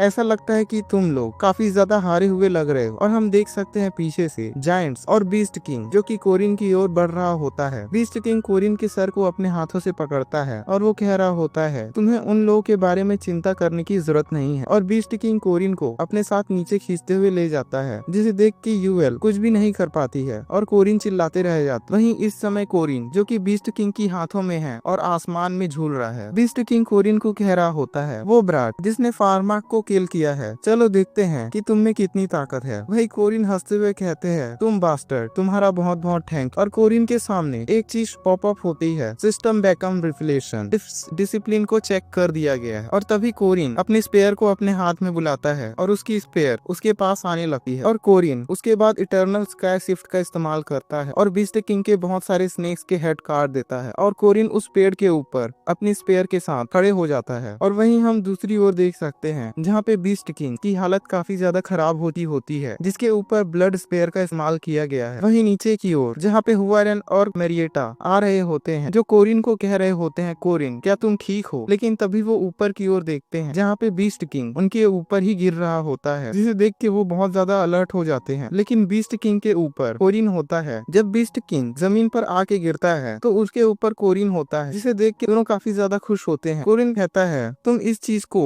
माइंड मत करना, तुम लोगों को जल्द से जल्द ऊपर जाने की जरूरत है। वही बीस्ट किंग हंसते हुए कहता है हाँ, तो तुम यहाँ पे अपने बचे हुए दोस्तों को बचाने की कोशिश कर रहे हो, लेकिन मैं इस समय एक क्वेश्चन करना चाहता हूँ। तुम द क्वीन के स्पेयर, क्या तुम्हें पता है कि तुम उस लेवल के नहीं हो? मेरी मास्टर जो कि तुम्हें सिर्फ थोड़े से समय में ही बड़ी आसानी से बिना किसी हेजिटेशन के हरा सकते हैं, तो आखिर तुम हमारा अपोज क्यों कर रहे हो? कोरिन कहता है फार्माक, डोमिनोरी और तुम, इसके अलावा बाल्तजार, तुम सभी लोग एक गलत मेथड का इस्तेमाल कर रहे हो। तुम लोगों के लिए क्या अच्छा है एक रूइन वर्ल्ड में एक गॉड की तरह जीना? मैं तुम सभी लोगों को क्यों हराना चाहता हूँ? ये तो बहुत ही ज्यादा सिंपल है। और हमें कोरिन के कमांडमेंट्स के बारे में बताया जाता है। फर्स्ट कमांडमेंट जस्टिस, जो कि ये है कि कोरिन किसी के मिसफॉर्चून को देखकर चुपचाप खड़ा नहीं रह सकता। फर्स्ट कमांडमेंट रिस्ट्रेन, जिसके कारण कोरिन किसी भी स्पिरिट से एक्नॉलेज नहीं किया जा सकता, लेकिन बैकअप के तौर पे उसे 50% एडिशनल डैमेज मिलता है। और पहला कमांडमेंट ओथ, जो कि ये है कि उसे दुनिया को बचाना है। इन सभी चीजों को डन स्काइज यानी बीस्ट किंग को रिवील करने से कोरिन को बैकअप के तौर पे 120% स्टेटस मिलता है। और इस समय परसिस्टेंट वॉरियर की रीजनरेशन एबिलिटी 120% पर काम कर रही है। पेन रेजिस्टेंस भी बढ़ चुका है और इस समय कोरिन के पास डोमेन कॉम्प्रिहेंशन टेक्निक भी है। सिस्टम कोरिन को कहता है हीरो कोरिन लो, इविल को डिफीट करो और इस दुनिया को बचा लो। कोरिन कहता है तुम किंग के subordinate beast king dun skies, मैं चाहता हूँ कि मैं अपने आप को जीतता हुआ देखूं। और कोरिन बीस्ट किंग के ऊपर हमला करने वाला होता है। वहीं दूसरी ओर हमें स्वॉर्ड डीमन के बैक स्टोरी के पास दिखाया जाता है। जब स्वॉर्ड डीमन ग्रैंड आर्डन के सामने था, उस रात में ग्रैंड आर्डन उस मॉन्स्टर से कह रहा था मॉन्स्टर वो स्वॉर्ड मेरी है। और उस समय ग्रैंड आर्डन के जो मूव्स थे वो किसी मॉन्स्टर्स के एक्शन से कम नहीं थे, जो कि किसी भी तरीके से अनएक्सपेक्टेबल थे। वहीं एलिसिया जो कि सोच रही होती है आखिर उस आदमी ने इस मॉन्स्टर को स्वॉर्ड क्यों सिखाया। और प्रेजेंट टाइम एलिसिया जो कि स्वॉर्ड डीमन का सामना कर रही है, एलिसिया सोचती है क्या वो ओल्ड मॉन्स्टर ये जानता था जो चीज मैंने इनहेरिटेट की है वो सिर्फ एक स्वॉर्ड नहीं है, वो फीलिंग जो ये हमेशा फाइट करते समय फेस करता है वो एक अपोनेंट की नहीं होती। एक स्वॉर्ड्समैन जिसकी फिजिकल एबिलिटीज बहुत ज्यादा अच्छी है वो डिसअपॉइंट होता है और वो काफी ज्यादा बोरडम होता है अगर कोई उससे ज्यादा सुपीरियर पर्सन उससे काफी ज्यादा अच्छी तरह फाइट नहीं कर रहा होता है। इस कारण से एलिसिया इस चीज को अब समझ पा रही है। यहाँ तक कि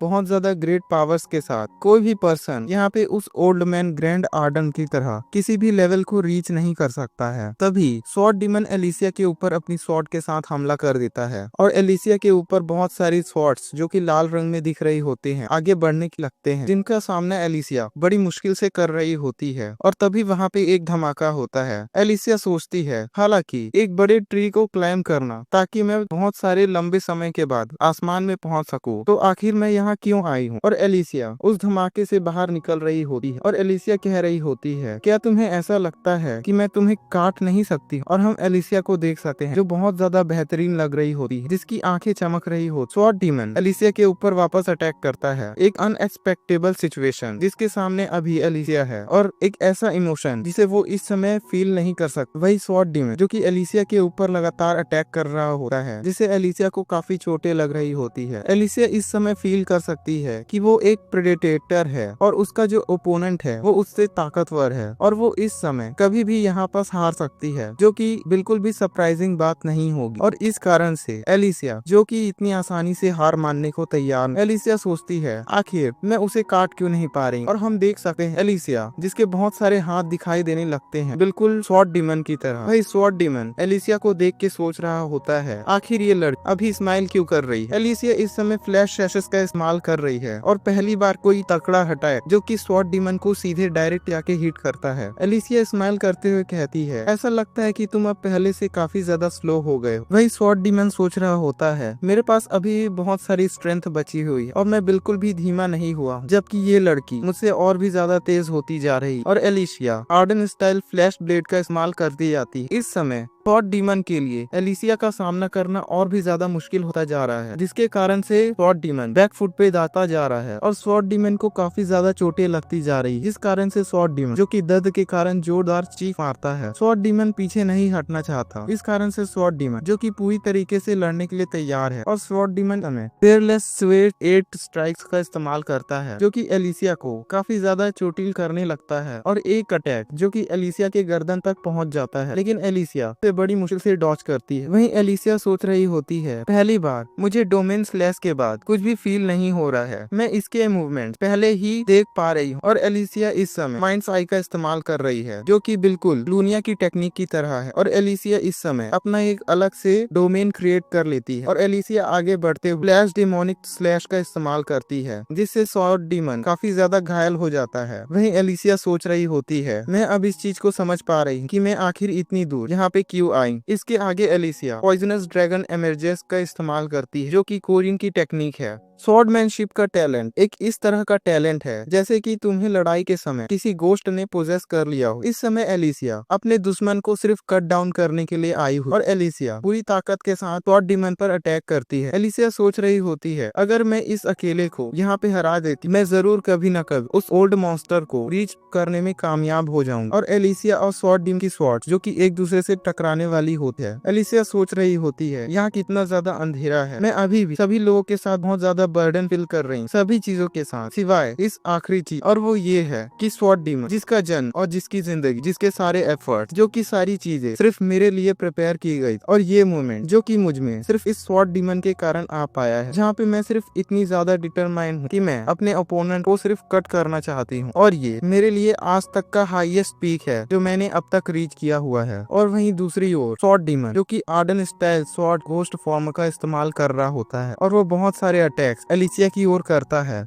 जिन अटैक्स के हमें कुछ भी साफ साफ दिखाई नहीं देता है, सिर्फ हमें ब्लेड के स्लैशेस ही दिखाई देते हैं। और जब स्वॉर्ड डीमन का अटैक खत्म होता है तब वो चौंक जाता है, वो अपने पीछे को देखता है जहाँ पे एलिसिया खड़ी होती है, और वो देखता है कि एक लंबा स्लैश जो कि बहुत सारे जाइंट से होते हुए के पास से जाके निकलता है, और जब वो अटैक खत्म होता है तब वो और उसके अलावा बहुत सारे जाइंट टुकड़ों में कट जाते हैं। एक डिटरमाइनेशन जो कि अपने अपोनेंट को कट करने का है, वो किसी बेहतरीन लेवल के काफी ज्यादा बाहर हो सकता है। और एलिसिया जो कि सामने खड़े होके अपने सिस्टर्स के वर्ड और कोरिन के वर्ड को याद कर रही होती है, जब लूनिया ने से कहा था जब एक पर्सन जो कि बैटल फील्ड में चला जाता है तो उसे कभी भी पीछे पलट कर नहीं देखना चाहिए, और जब कोरिन ने उसे कहा था जब कोई पर्सन फाइट कर रहा हो तो उसे हमेशा आगे की ओर देखना चाहिए। एलिसिया तब का समय याद करती है जब वो लूनिया आर्डन से हार गई थी, और एलिसिया अपना एक स्टेप आगे की ओर बढ़ाते हुए उन सभी चीजों को पीछे की ओर छोड़ते हुए आगे बढ़ जाती है। और ये लेवल वो है जो कि कोई भी पर्सन इस समय यहाँ तक ही रीच करना चाहिए। एक ऐसा राइवल जो कि पूरी जिंदगी में सिर्फ एक बार ही बनता है, और वो था स्वॉर्ड घोस्ट जिसे ग्रैंड आर्डन ने क्रिएट किया था, और उस घोस्ट क्रिएशन के आगे सिर्फ एक कदम लेने की कमी थी जिसे एलिसिया ही लेती है। और ये मोमेंट एलिसिया के लिए किसी मिरेकल से कम नहीं है, और हम देख सकते हैं बहुत सारे जायंट्स जिनके सर कटे हुए होते हैं। वही स्वॉर्ड डीमन सोच रहा होता है अब मैं सारी चीजें देख सकता हूँ, मैंने स्वॉर्डमैनशिप को लर्न किया था वो था सिर्फ इसी मोमेंट के लिए, ताकि मुझसे जीतने वाला पर्सन एक कदम आगे की ओर जा सके। और तब वहाँ पे का डोमेन जो कि खत्म हो जाता है और हवा में उड़ने वाली बहुत सारी चीज जमीन पर आके गिरने लगती है। वहीं दूसरी ओर कोरिन की तरफ जो कि बीस्ट किंग का सामना कर रहा है। कोरिन सोच रहा होता है मेरे लिए इस पेड़ पर चढ़ना अभी बहुत ज्यादा मुश्किल होता है। वहीं कोरिन के पीछे बीस्ट किंग जो कि उसके ऊपर हमला कर रहा होता है। कोरिन कहता है तुम्हें इसे आसानी से खेलने की जरूरत है और कोरिन बीस्ट किंग के सांप को काटते हुए आगे की ओर जाने लगता है। वहीं बीस्ट किंग हंसते हुए खड़ा हुआ है। ऐसा लग रहा है कि तुम यहाँ पे स्ट्रगल कर रहे हो। वो रीजन जिसके कारण से डंस को बीस्ट किंग कहा जाता है वो है क्योंकि वो सिर्फ एक सिंगल लाइफ फॉर्म में नहीं रह सकता। जब भी कभी भी बीस्ट किंग के पास डेथ आने लगती है तब वो किसी तरह से एक बॉटमलेस शेडो की तरह गायब हो जाता है और वो अपने बहुत सारे सरपेंट्स टुकड़ों में बढ़ जाता है या फिर वो 3 ड्रैगन्स की तरह कलेक्शन में बढ़ जाता है जो कि अपने आप में 4 ग्रेट ट्रेजर्स में से एक है। और बीस्ट किंग वहाँ पे वाउंड्री इन्फिनाइट सरपेंट का इस्तेमाल करने लगता है जिसके कारण बहुत सारे स्नेक जो कि कोरिन के ऊपर हमला करने लगते हैं और कोरिन उनसे बचते हुए आगे की ओर भागने लगता है। कोरिन स्माइल करता है और कहता है एक लेजर बीस्ट की सोल जो कि मेरे मैच की नहीं है। और कोरिन ग्रिम रीपर के ऑर्ब का इस्तेमाल करता है जिसके बारे में हमें बताया जाता है ये कभी मिस नहीं हो सकता और ये हमेशा फ्लैश और स्पिरिट्स को स्प्रेड कर देता है। ये किसी भी तरह के डिफेंस को इग्नोर कर सकता है। बीस्ट किंग कहता है तो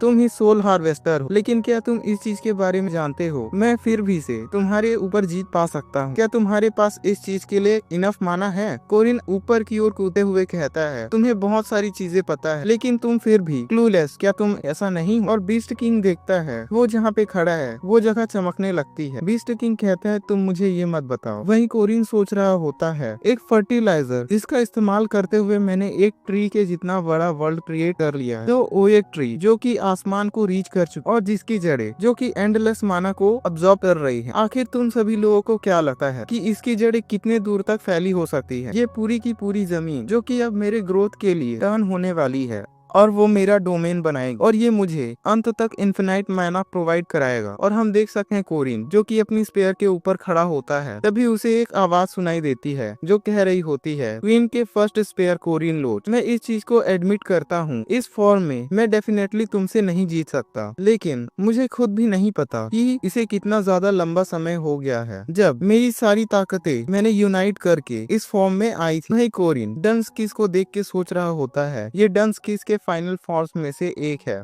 और ये बहुत ज्यादा टू मच है और ये फॉर्म है ग्रेट कॉर्प्स कमांडर जो कि सर्पेंट ऑफ 8 हाउसेस के जितना बड़ा ताकतवर है। और हम देख सकते हैं कि एक बहुत बड़ा सर्पेंट जो कि एक ड्रैगन की तरह दिख रहा होता है वो कोरिन के सामने खड़ा होता है और कोरिन जो कि उसके सामने एक पिद्दी सा चींटी जैसा दिख रहा होता है और इस फाइनल फॉर्म का नाम है सर्पेंट ऑफ फाल्गा। कोरिन सोचता है ये डन की इसके फाइनल फॉर्म में से एक, अगर साइज के हिसाब से बात करूं तो ये सचमुच में बहुत ज्यादा बड़ा है। डन की कहता है क्वीन ने मुझे शैडोज में कास्ट किया था, उन्होंने मुझे नैरो कैलड्रॉन में कैद कर दिया था लेकिन अब क्वीन जो कि खुद इम्प्रिजन हो चुकी है और उनका थ्रोन जो कि कमजोर हो जाए किसी भेड़िए की तरह जो भेड़ का शिकार करता है, मैं उन सभी लोगों को डिवोर कर जाऊंगा जिन्हें क्वीन प्रोटेक्ट करना चाहती है। क्वीन के फर्स्ट स्पेयर कोरिन लोच और गुम चुकी गॉडेस के लास्ट फ्लैश क्वीन आरुंदानवा, मैं तुम दोनों को डिवोर कर जाऊं। कोरिन कहता है या तुम अब सिर्फ बड़ी बड़ी बातें करने वाले हो, मैंने तुम्हें कह दिया है कि ये मेरी डोमेन है। और कोरिन रूइन मैजिक को एक्टिवेट कर देता है और हम देख सकते हैं वो बड़ा सा पेड़ जो कि कोरिन के रूइन मैजिक के कारण पूरी तरह से उसके कंट्रोल में होता है। कोरिन कहता है तुम्हें ये चीज पता होनी चाहिए कि तुम्हें कहाँ ज्यादा चीजें भोंकनी है। डंस्किस कहता है ये तुम व्रेच कही के ये बहुत ज्यादा इंसेन है। वही कोरिन सोच रहा होता है शुरुआत से ही मैं जब उस ओएक ट्री को क्लाइम कर रहा था मैंने उसके ऊपर बहुत सारे रूइन ड्रॉ कर दिए और अभी वो बहुत सारे अबेंडेंट माना के साथ एक्टिवेट हो चुके हैं। कोरिन ने उसके ऊपर 3 ड्रॉ किए थे केनाल, सविल रो और बेरकानो, जिनके कारण वो जगह पूरी तरह से आग की लपटों में धधक रही है। डंस्किस कहता है तुमने ये हेल जैसी बनाई है और तुम्हें लगता है कि तुम इस जगह से एस्केप कर जाओगे। वही कोरिन कहता है तो तुम मुझसे फाइट करने के लिए आए हो और मैंने उसी चीज के लिए तैयारी की है। और वही डंस्किस जो कि उस आग में फंसा हुआ होता है वो कुछ देख के हैरान हो जाता है। वो कहता है क्या ये वो हो सकता है? और कोरिन जो कि आसमान में ग्रहण की ओर तेजी से बढ़ने लगता है 4 ट्रेजर्स में से एक ट्रेजर जिसे ये कहा कहा जाता है कि उसे तभी ऑब्टेन किया जा सकता है जब एक्लिप्स की शुरुआत हो। सन स्वॉर्ड क्लाउड सोलास। अब इस जगह से मुझे कोई भी ताकत का इस्तेमाल करना पड़े, मैं हर एक ताकत का इस्तेमाल करूंगा ताकि मैं क्लाउड सोलास को जीत सकूं, और चाहे जो भी करना पड़े मैं मौत के मुंह में कभी भी नहीं जाऊं। कोरिन डंस इसको देखते हुए कहता है, अगर तुम उड़ सकते हो तो उड़ो, क्योंकि यहाँ सरवाइव करने का एक ही रास्ता है। वही डंस्किस जो कि जल रहा होता है कहता है डैम यू, और डंस अचानक से अपने फर फैलाता है और कोरिन के पीछे तेजी से उड़ने लगता है। डंस्किस जल्दी कोरिन के पास पहुंचता जाता है, वहीं चिल्ला रहा होता है कोरिन लो। वही कोरिन डंस्किस को डॉच करते हुए ऊपर जाने लगता है और उनकी बैटल जो कि हवा में चल रही होती है। और इसी तरीके से डंस्किस और कोरिन जो कि उसी हवा में उड़ने वाले आइलैंड के ऊपर वापस से पहुंच जाते हैं। कोरिन उस आइलैंड में देखता है जहाँ पे मैरिएटा बहुत सारे गोलम्स को मार चुकी होती है। मैरिएटा का ध्यान कोरिन की ओर जाता है। वही बीस्ट किंग कोरिन से कह रहा होता है, तुम एक सिर्फ ह्यूमन के लिए इतने ज्यादा आगे तक जा रहे हो। कोरिन कहता है, चलो अब इसे यहाँ खत्म करते हैं, और हमें डंस्किस का एक नया फॉर्म दिखाया जाता है। ये डंस्किस का सेकंड फाइनल फॉर्म है और ये है लेजेंडरी मिस्टिक।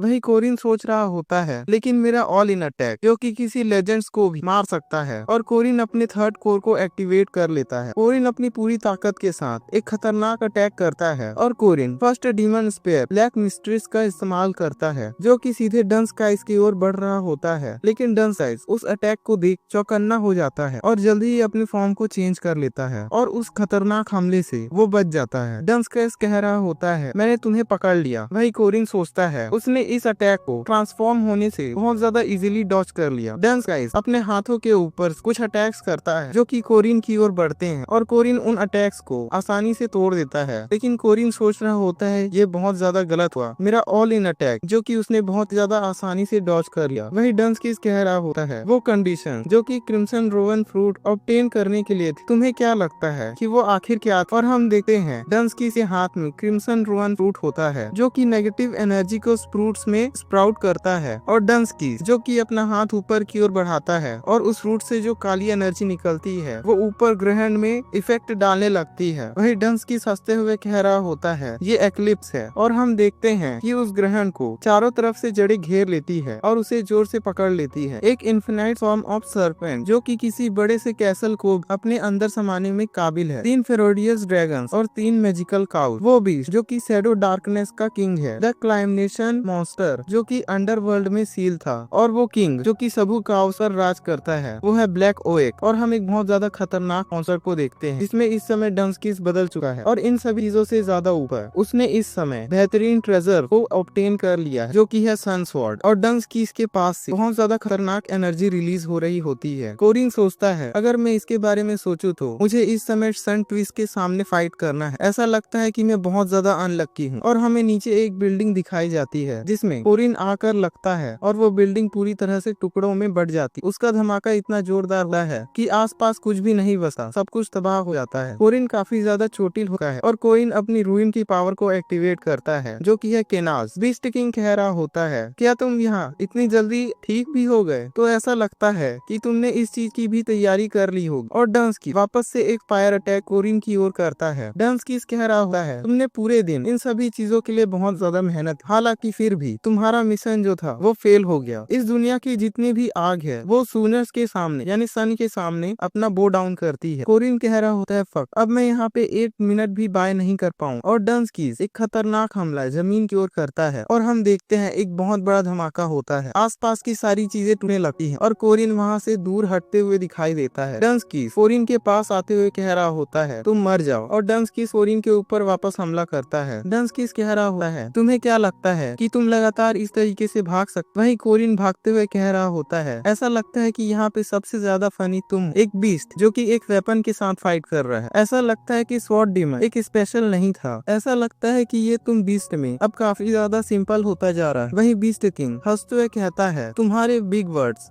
जबकि तुम जल्दी ही मरने वाले हो। और डंस्किस कोरिन के ऊपर हमला करने आगे बढ़ता है। वही कोरिन अपनी स्पेयर के साथ डंस्किस पर हमला करता है। कोरिन डोमेन का इस्तेमाल करता है और कोरिन की स्पेयर और सन स्वॉर्ड आपस में टकराती है। कोरिन अपनी पूरी ताकत के साथ risen serpent seals poison dragon head charge करता है, लेकिन फिर भी से कोरिन अपने वेपन को खो देता है जो कि सिर्फ एक सिंगल स्ट्राइक के कारण कोरिन के 2 कोर जो कि अब पूरी तरह से माना से खत्म हो चुके हैं। और अब फाइनली कोरिन शॉर्ट स्पेयर का इस्तेमाल करने वाला है एक ऐसा मूव जिसने एक अडमेंट जिनसिंग खिलाफ भी काम किया था। ये एक सेल्फ डिस्ट्रक्टिव मूव है, यहाँ तक कि इस मूव के ऊपर कोरिन की लाइफ भी रिस्क में रहती है और कोरिन अपनी पूरी ताकत के साथ बीस्ट किंग के ऊपर अटैक करता है और ये अटैक डायरेक्ट जाके बीस्ट हिट होता है और एक बहुत बड़ा धमाका हो रहा है। धमाके में से धूल हटने के बाद हम देखते हैं एक बड़ा सा दांत या एक बड़ा सा जो कि जमीन पर पड़ा हुआ होता है और कोरिन की हाथ मुंह लगा हुआ होता है। पूरी धूल हट बाद देखते हैं कोरिन जो कि बीस्ट किंग के सर के ऊपर पड़ा हुआ होता है और बीस्ट किंग जो कि जोरदार ठहाके मारकर हंस रहा होता है। कोरिन सोचता है ये मॉन्स्टर अनडिफिटेबल है, यहाँ तक कि मैं अगर अपनी पूरी ताकत जो भी मेरे पास है उन सभी का इस्तेमाल करूँ। और वहीं हम दूसरी ओर उस आइलैंड पे देखते हैं जहाँ पे जायंट्स रहते थे और उस कैसल के जितने भी जायंट्स हैं जो लोग पूरी तरह से ग्रो होने के बाद कम से कम एक सेमी फर्स्ट रैंक के मॉन्स्टर्स की तरह बन जाते हैं। और हम देखते हैं कि एक जायंट को आइस मैजिक से जकड़ लिया जाता है और उसके बाद उसके ऊपर अटैक होता है और हम देखते हैं मेरिएटा हुआरान को कह रही होती है, हुआरान हम लोग को जल्दबाजी करने की जरूरत है,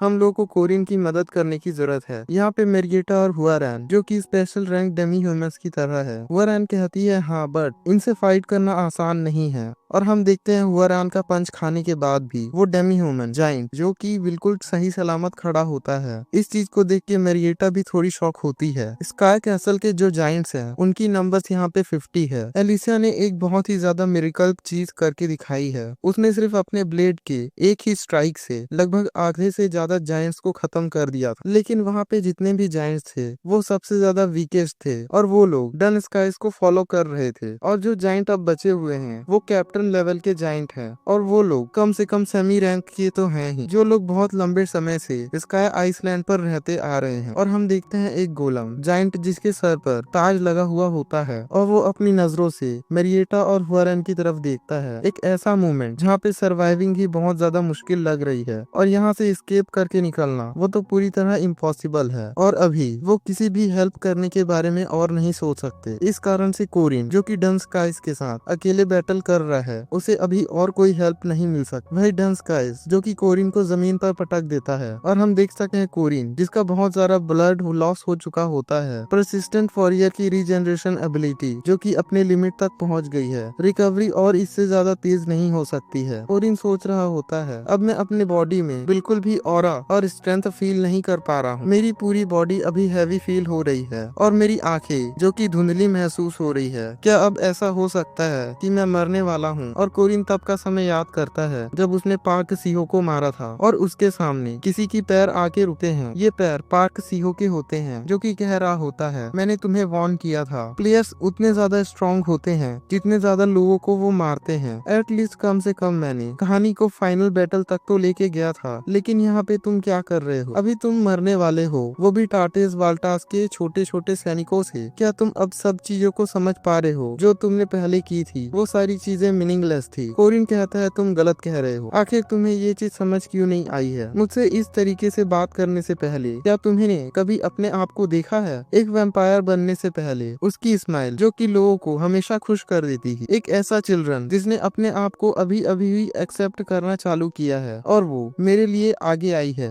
स्टेप बाय स्टेप मेरे आसपास के लोग जो कि अपनी लिमिट्स को सरपास करते जा रहे हैं। पार्क सीहो कहता है तो ऐसा लगता है कि तुमने काफी मजे किए, तो अब तुम्हें हार मान लेनी चाहिए, तुमने वो सब कुछ कर लिया जो तुम कर सकते थे। और तभी कोरिन पार्क सीहो के ऊपर एक पंच मारता है और पार्क सीहो वहाँ से गायब होने लगता है। कोरिन कह रहा होता है अगर तुम इन सभी चीजों को जानते तो तुम बिल्कुल भी केयर फ्री लाइफ को जीने के लिए कामयाब नहीं हो पाते। वही डन स्किस कोरिन को अपने पैरों पे देख के हैरान हो जाता है। डन स्किस कहता है तुम्हारे पास अभी भी थोड़ी सी रीजनरेशन पावर बची हुई है और कोरिन का स्पेयर जो कि उसकी ओर जाने लगता है, लेकिन डन स्काइस उसे रास्ते में ही रोक लेता है। डन स्काइस कहता है ये फिर से अगर तुम मुझसे अभी भी इतना ज्यादा लड़ना चाहते हो तो तुम अब इसे कैच करने की कोशिश करो। और डन स्काइस कोरिन का स्पेयर पूरी ताकत से कोरिन की ओर फेंकता है जो कि जाके कोरिन के कंधे पर लगता है और कोरिन दूर घसीटता हुआ चले जाता है। डन स्काइस यही नहीं रुका और वो सन स्वॉर्ड से कोरिन के ऊपर हमला कर देता है। डनस्काइज कह रहा होता है ये तुम्हारा अंत है। वहीं कोरिन अपने हाथ से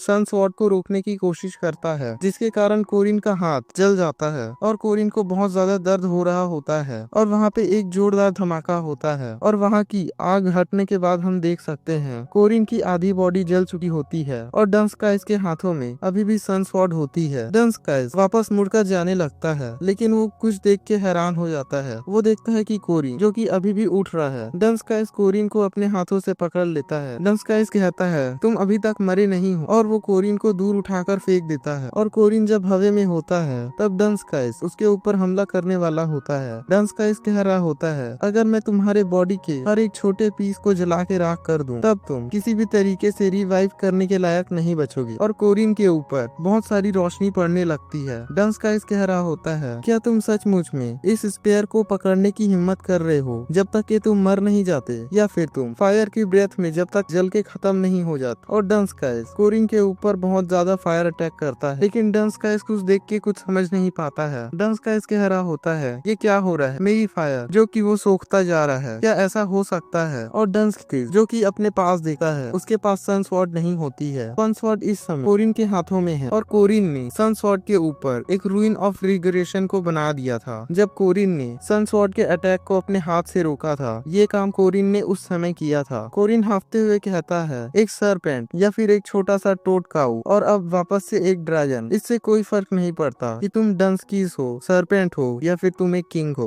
तो तुम्हें क्या लगता है कि मैं कौन हूँ। वही डनस्काइज जो कि अपने फ्लेम को कंट्रोल नहीं कर पा रहा होता है, वो चिल्लाते हुए कहता है तुम एक अनफनी फेलो हो, तो तुम यहाँ जल्दी से मर जाओ। वहीं कोरिन सोच रहा होता है प्रीवियस लाइफ में पार्क सीहो ने कम से कम फाइनल बॉस तक पहुँच गया था। इसका मतलब ये है कि किंग के सर्वेंट्स जो कि 4 ग्रेट ट्रेजर यूजर्स थे, वो किसी भी तरह से डिफीट कर दिए गए थे। और उसके बाद उन 4 ट्रेजर्स के साथ क्या हुआ था, और कोरिन उस सन स्वॉर्ड को एक गोली में बदल लेता है। कोरिन सोच रहा होता है हाँ मैं क्वीन का पहला स्पेयर हूँ और यहाँ पे एक लौता ह्यूमन हूँ जो कि क्लाउस सोलास के असली पावर को जानता हूँ। पिछली जिंदगी में क्लाउस सोलास के ओनर जो कि मैं था, कोरिन लोच, और कोरिन उस गोले को खा लेता है। हमें कुछ नोटिफिकेशंस दिखाई जाती है, आपने क्लाउस सोलास को कंज्यूम कर लिया है, क्लाउस सोलास ने उसके यूजर को सिलेक्ट कर लिया है, क्लाउस सोलास ने आपको एक्सेप्ट कर लिया है एक ग्रेट वॉरियर के तौर पर, आपने सन के लाइट को गेन कर लिया है जो कि है आगातराम। और इसके अलावा जब भी सन ऊपर की ओर जाएगा आप ब्लेस्ड होते जाएंगे। और हम देखते हैं डनस्कीज जो कि अपने ड्रैगन फॉर्म में होता है, वो अभी भी अपने मुंह से तेज आग गल रहा होता है, लेकिन इस चीज से कोरिन को कोई भी फर्क नहीं पड़ रहा होता है। डनस्कीज ये सभी चीजों देख के अभी भी कुछ समझ नहीं पा रहा होता है और कोरिन एक अटैक करता है और डनस्कीज के गर्दन को काटते हुए नीचे उतर आता है। और हम देख सकते हैं कोरिन जिसके बाल सफेद हो चुके होते हैं। कोरिन कह रहा होता है तो ये मेरा दूसरी बार सन को इस्तेमाल करना है। डनस्कीज वापस से अपनी फॉर्म को चेंज कर लेता है और चिल्ला के कह रहा होता है डैम। और डनस्कीज पीछे से कोरिन के ऊपर मुक्का मारता है, लेकिन कोरिन बड़ी आसानी से उसे डॉच कर लेता है। कोरिन केनास सोविलो का इस्तेमाल करता है और वहाँ पे जितने भी रूइन स्टोन्स बने हुए होते हैं वो एक्टिवेट हो जाते हैं और जलने लगते हैं। डनस्कीज चिल्लाते हुए कह रहा होता है तुम बास्टर्ड, वो चीज मुझसे बिलोंग करती है। वहीं कोरिन सोच रहा होता है क्लाउस सोलास जो कि अपने आसपास की सारी हीट और फायर को कंसंट्रेट कर देती है। सन फ्लेम की कंसंट्रेशन जो कि रूइन मैजिक के द्वारा फॉर्म की गई है, जो कि एक ही जगह पे इकट्ठी हो जाती है। और कोरिन अपनी स्पेयर से एक अटैक डनस्कीज की ओर करता है जो कि बहुत ही ज्यादा पावरफुल होता है। उस अटैक के कारण आसपास की चीजें ब्लैक एंड व्हाइट हो जाती है। डनस्कीज कुछ कहने से पहले ही वहाँ से वेजिंग होने लगता है और देखते ही देखते वहाँ से गायब हो जाता है। और हम अटैक के खत्म होने के बाद देखते हैं एक बहुत बड़ा होल जो कि उस जगह पे हो गया होता है और कोरिन जो कि बिना किसी डैमेज के वहाँ पे खड़ा होता है। कोरिन सोच रहा होता है तुम सभी चीजों को बिल्कुल फ्री मन से करो, तुम जितने चाहे उतने नंबर्स को इंक्रीज कर सकते हो ताकि तुम मुझे चैलेंज करो, मुझे इससे कोई फर्क नहीं पड़ता, मैं सभी चीजों को स्टॉप कर लूं जब तक कि मैं इस दुनिया को बचा नहीं लेता।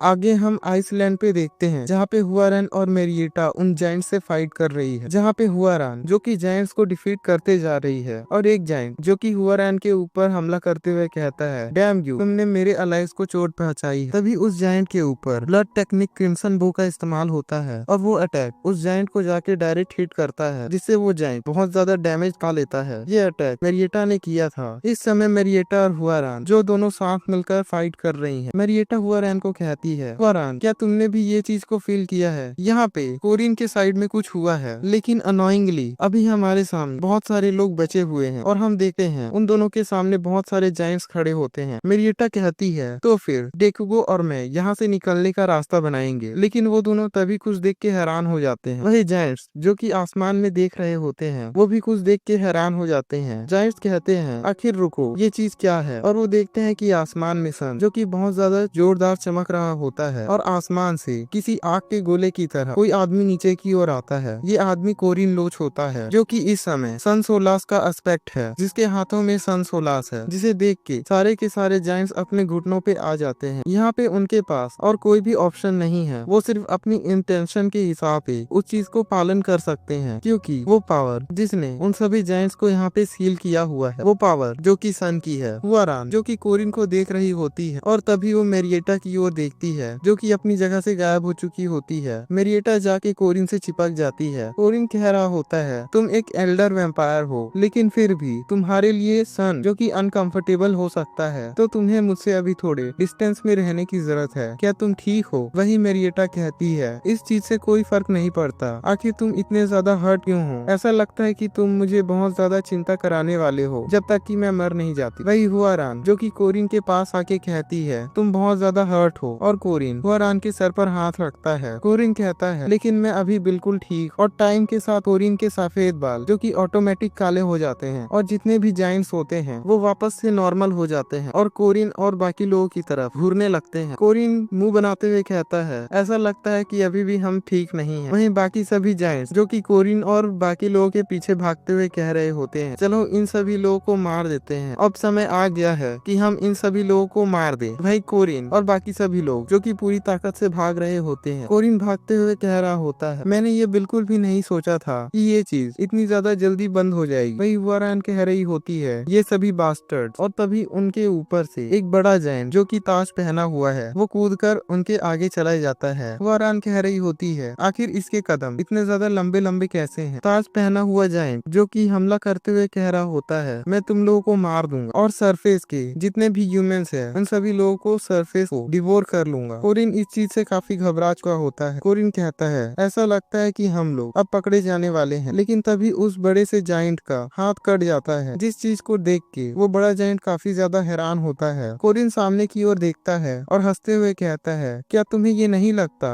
कि तुम बहुत ज्यादा लेट हो ओल्ड मैन? और सामने से आवाज आते थे हो अनफॉर्चुनेटली ऐसा लगता है कि ये ओल्ड मैन थोड़ा लेट हो चुका है। ये मेरे लिए भी काफी ज्यादा हार्ड था कि मैं इतने बड़े ओल्ड ट्री को अपनी बूढ़ी बॉडी के साथ क्लाइंब करूं। और हम देखते हैं ग्रैंड आर्डन जो कि अपनी स्वॉर्ड के साथ वहां पहुंच गया होता है। ग्रैंड आर्डन कहता है वो चीज काफी ज्यादा अच्छी तरीके से गई, उन दोनों की बैटल। और यहाँ पे ग्रैंड आर्डन एलिसिया और गॉड डीमन के बैटल के बीच की बात कर रहा था। ग्रैंड आर्डन कहता है यंग मैन तुम यहाँ से जल्दी जाओ, मैं यहाँ पे बाकी सभी लोगों को एंटरटेन करता हूँ। और ग्रैंड आर्डन बाकी सभी जायंट से लड़ने लगता है। वही कोरिन और बाकी सभी लोग उस जगह से निकलने लगते हैं। कोरिन वहाँ से जाते हुए कह रहा होता है तुम्हारा शुक्रिया and good luck. Grand Arden कहता है हाँ स्वॉर्ड डीमन जो कि अभी भी इनकम्प्लीट था, लेकिन उन्होंने उसे मार दिया। ऐसा लगता है कि मैंने एक गुड चीज को बहुत ज्यादा मिस कर दिया, लेकिन फाइनली एक स्वॉर्ड्समैन जो कि मुझे आगे जाके मैच कर सकता है वो पैदा हो चुका है। और ऐसा लगता है कि अब वो इस दुनिया में एनकाउंटर हो चुका है और वो जल्दी ही एक हाई माउंटेन से भी ज्यादा ऊंची उड़ान भर लेगी। ये मेरे लिए बहुत ज्यादा इंजॉय की बात है। और ग्रैंड आर्डन बहुत ही आसानी के साथ उन जायंट्स को हराने लगता है। ग्रैंड आर्डन बिल्कुल परफेक्ट टाइम पे अपेयर हुआ है। कोरिन उस ट्री से नीचे उतरते हुए कह रहा होता है हे क्या तुम मेरे ऊपर फेवर कर सकती हो? मेरिएटा कहती है आखिर तुम्हें क्या फेवर चाहिए? कोरिन सोचता है ये मेरे लिए काफी ज्यादा मुश्किल होता कि मैं उस ओल्ड मैन के बिना एस्केप कर पाऊँ। ये डेब्ट मैं कभी न कभी रीपे जरूर करूंगा। कोरिन मेरिएटा से कहता है चलो हम इस ट्री को काट देते हैं, जिसे सुन के मेरिएटा और हुआरान थोड़े शॉक हो जाते हैं। कोरिन सोचता है मेरी उंगलियां अभी भी कांप रही है जब मैं उस बारे में सोचता हूँ कि मैं उसके द्वारा पाले गए स्वॉर्ड डीमन के हाथों लगभग मरने ही वाला था, और ये चीज बार बार मेरे दिमाग में आती जा रही है। ये चीज अभी भी काफी ज्यादा देर नहीं हुई है कि मैं इस चीज को रीपे कर दूं। अगर इस चीज के लिए अभी 10 साल भी कंप्लीट हो चुके हैं। आज का दिन वो दिन है जब मैं अपना रिवेंज लेने वाला हूँ। असलियत में कोरिन अपनी पिछली जिंदगी में उस शॉर्ट डीमन के हाथों लगभग मरने ही वाला था, इसलिए कोरिन अब इस लाइफ में उस ओल्ड मैन से इस चीज का बदला ले रहा है। कोरिन कहता है वो बूढ़ा आदमी रियली में लोगों की मदद नहीं करता है, चलो हम उसे इसी स्काई आइसलैंड के ऊपर कुछ सालों के लिए छोड़ देते हैं। मेरिएटा कहती है ठीक है, अगर तुम ऐसा कहते हो कोरिन। वही हुआरेन भी इस चीज के लिए तैयार हो जाती है और वो दोनों अपनी पूरी ताकत के साथ उस ट्री को काट देते हैं और वो बड़ी आसानी से कट जाती है। और ग्रैंड आर्डन जो कि पीछे की ओर देखता है और शॉक हो जाता है। वो देखता है कि एक बड़ा सा ट्री जिससे वो आया था वो टूट चुका है और देखते ही देखते वो ट्री पूरी तरह से आसमान से गायब हो जाता है। ग्रैंड आर्डन कुछ समझ नहीं पाता है और कहते रह जाता है वो यंग मैन। आगे हम एक कमरे का सीन देखते हैं जहाँ पे एलिसिया अपनी आंखें खोलती है। एलिसिया वॉक करते हुए दरवाजे से बाहर जाती है और वो देखती है एक ट्री के ऊपर कोरिन बैठा हुआ है। कोरिन कहता है तुम जाग गई एलिसिया, आखिर तुम्हारी बॉडी कैसी है? एलिसिया कहती है मैं काफी ज्यादा हर्ट हो चुकी हूँ लेकिन मैं मूव कर सकती हूँ। अगर मैं सोचूं तो मुझे जो हर्ट हुआ है वो काफी ज्यादा मैसी है। मैं इस चीज की होप कर रही थी कि मैं एक नॉर्मल स्कूल लाइफ को एंजॉय करूंगी जब मैं एकेडमी को एंटर कर जाऊंगी और मैं हर रात एंजॉय करूंगी और अपनी क्लासेस में मैं सोती रहूंगी। मैं इस चीज की चिंता करूंगी कि मैं लंच में और डिनर में क्या खाने वाली हूँ। लेकिन ऐसा लगता है कि मैं ऑर्डिनरी लाइफ से अभी बहुत ज्यादा दूर हूँ क्योंकि मैंने अब स्वॉर्डमैनशिप का रास्ता चुन लिया है। मैं एक ऐसी पर्सन हूँ जो कि लोगों की हेल्प नहीं कर सकती लेकिन अपनी तलवार से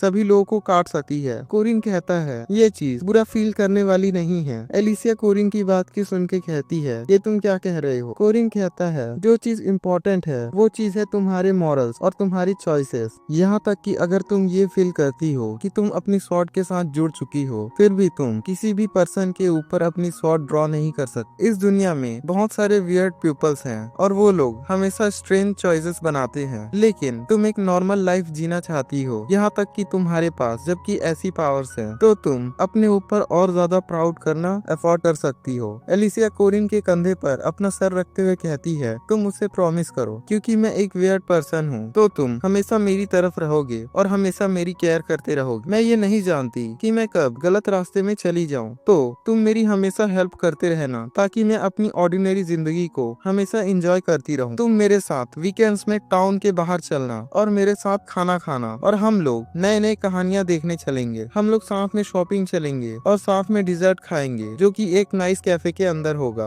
और साथ में वॉक करते हुए बातचीत करेंगे और तुम मेरे साथ ऑर्डिनरी थिंग्स करना जैसे कि हम लोग हमेशा करते आते हैं। कोरिन कहता है मैं प्रॉमिस करता हूँ। एलिसिया कहती है हाँ ये बहुत ज्यादा अच्छी की बात है। और इसी के साथ sage of the sky island जो कि यहाँ पे खत्म होता है। ये तो बिल्कुल साफ है कि सारी चीजें बहुत ज्यादा आसानी से खत्म नहीं होती और हम अगले दिन देखे हैं सुबह के समय कोरिन होटल में हुआरान और मेरिएटा को कह रहा होता है ओ हाँ मैं ये चीज को बताने में बहुत ज्यादा लेट हो चुका हूँ लेकिन मैं अब एंगेज्ड हो चुका हूँ। इस चीज को सुन के मेरिएटा और हुआरान के होश उड़ जाते हैं। मेरिएटा कहती है आखिर तुमने अभी क्या कहा कोरिन? हुआरान कहती है एंगेजमेंट। कोरिन कहता है हाँ ऐसा ही है। मेरिएटा कहती है आखिर तुम किससे एंगेज्ड हो? वहीं पीछे से आवाज आती है तो तुम लोग मेरे मैन के क्लासमेट्स हो और ये लूनिया आर्डन होती है। लूनिया कहती है उस लड़की का नाम है लूनिया आर्डन, हम लोग एक ही हफ्ते में शादी करने वाले हैं। इस चीज को सुन के मेरिएटा और हुआरेन काफी ज्यादा शॉक में चले जाते हैं। वहीं मेरिएटा कह रही होती है फियोंसे ये सब क्या है? लूनिया कहती है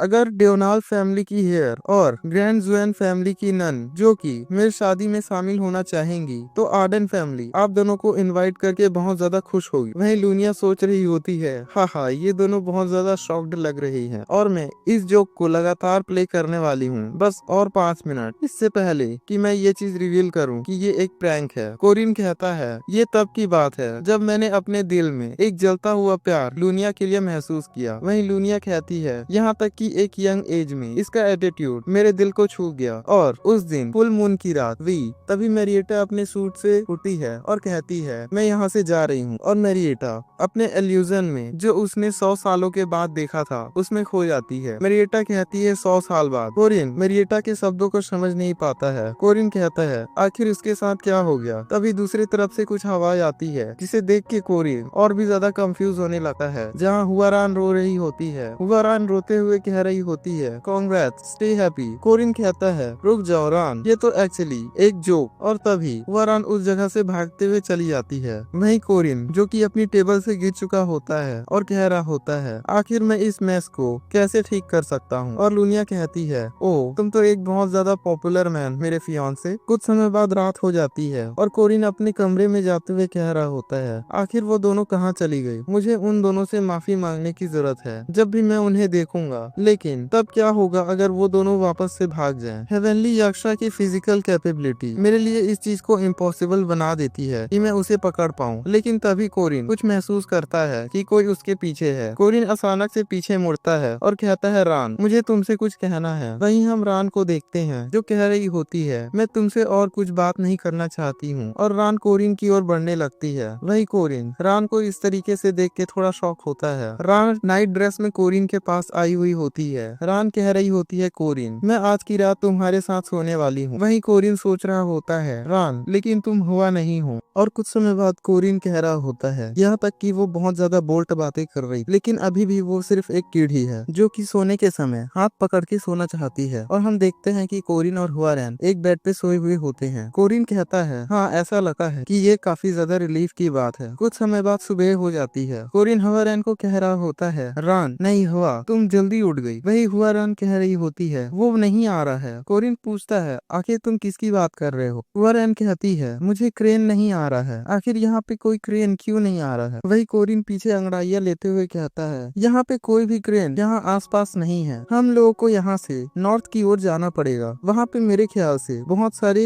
क्रेन्स होंगे जो कि नॉर्दर्न किंगडम में पड़ते हैं। वो खाने में काफी ज्यादा टेस्टी होते हैं। और कुछ समय बाद कोरिन और हुआरैन होटल में बैठे हुए होते हैं जहाँ से आवाज आ रही होती है एक फेक एंगेजमेंट। कोरिन कहता है, मैं तुम्हें सरप्राइज करना चाहता था, लेकिन ऐसा लगता है कि मैंने काफी कंसिडरेट नहीं किया, और ये बात तुम रान को भी बता देना। वही हवा जो कि फिश का टुकड़ा उठाते हुए कह रही होती है, तुम अब काफी ज्यादा स्किल्ड हो गए हो और तुम हमेशा बिजी रहते हो। और हुआ चावल के साथ ओरिन को फिश खिला रही होती है। हुआ कहती है, अगर कुछ भी ऐसा पहले कभी और होता है तो तुम मेरे साथ ट्रेवल करना। कोरिन फिश की ओर देखता है और मुस्कुराते हुए कहता है, थैंक यू हुआरैन। और कोरिन आगे सोच रहा होता है, अब मुझे मैरिएटा को खोजने की जरूरत है।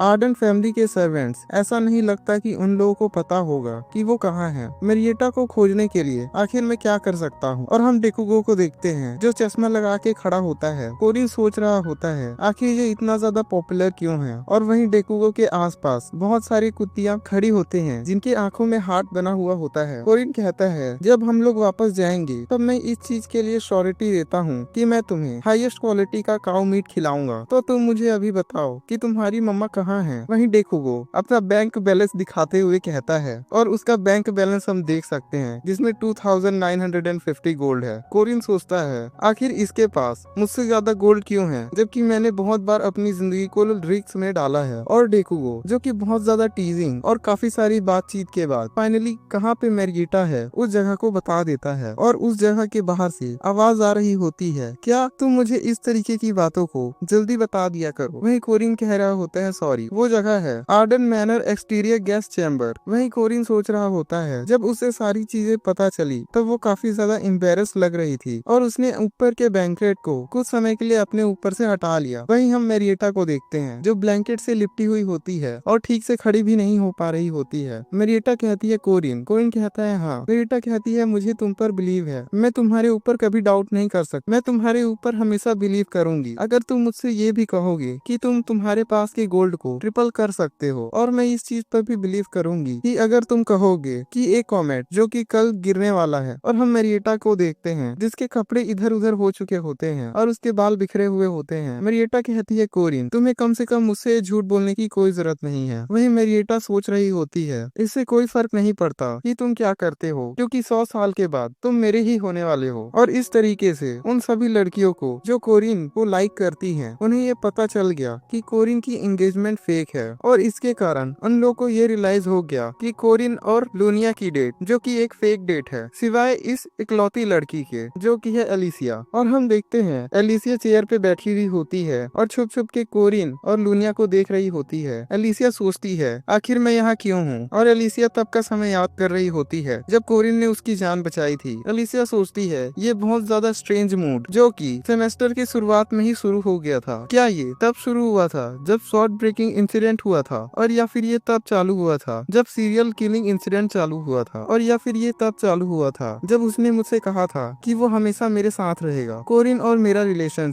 तभी एलिसिया कुछ देख के हैरान हो जाती है। एलिसिया अपने आगे की ओर देखती है। यहाँ पे लूनिया और कोरिन बहुत ज्यादा करीब होते हैं। कोरिन लूनिया को कहता है मिस लूनिया। लूनिया कहती है लोग हमें यहाँ देख रहे हैं, तो आखिर हम लोग यहाँ पे एक स्वीट सीन क्रिएट क्यों नहीं कर। और कोरिन लूनिया से चिपकते हुए कहता है ओ अता, आपके हाथ काफी ज्यादा रफ हो चुके हैं। लूनिया कहती है ये एक वुमेन के लिए बेस्ट हैंड्स नहीं है। और कोरिन लूनिया की फिंगर से खेलते हुए कहता है फिर भी ये बहुत ज्यादा कूल है। लूनिया कोरिन से कहती है तुम जानते हो कि वुमेन्स के साथ कैसे बातचीत जाती है, लेकिन फिर भी से अगर इन सभी चीजों को देखी तो तुम अभी भी बहुत सारी चीजों में काफी ज्यादा स्लो हो। कोरिन कहता है स्लो? क्या मैंने कुछ मिस कर दिया? तभी लूनिया कोरिन से दूर हटती है और पीछे मुड़ते हुए कहती है नहीं, ये बिल्कुल ठीक है, मैं यहाँ से पहले चलती हूँ। वहीं कोरिन कह रहा होता है क्या तुम्हें हमारी लास्ट डेट पसंद नहीं आई? वही लूनिया स्माइल करते हुए कहती है वेल ये बहुत ज्यादा अच्छा था, मैं इस चीज को बिल्कुल भी माइंड नहीं करूंगी अगर तुम मुझसे बहुत ज्यादा बातें करते रहोगे मेरे फियांसे। और आगे हम एंगेजमेंट का दिन देखते हैं जहाँ पे बहुत सारे लोग आए हुए होते हैं। तभी लूनिया की एंट्री होती है जिसे देख के सभी लोग कह रहे होते हैं वो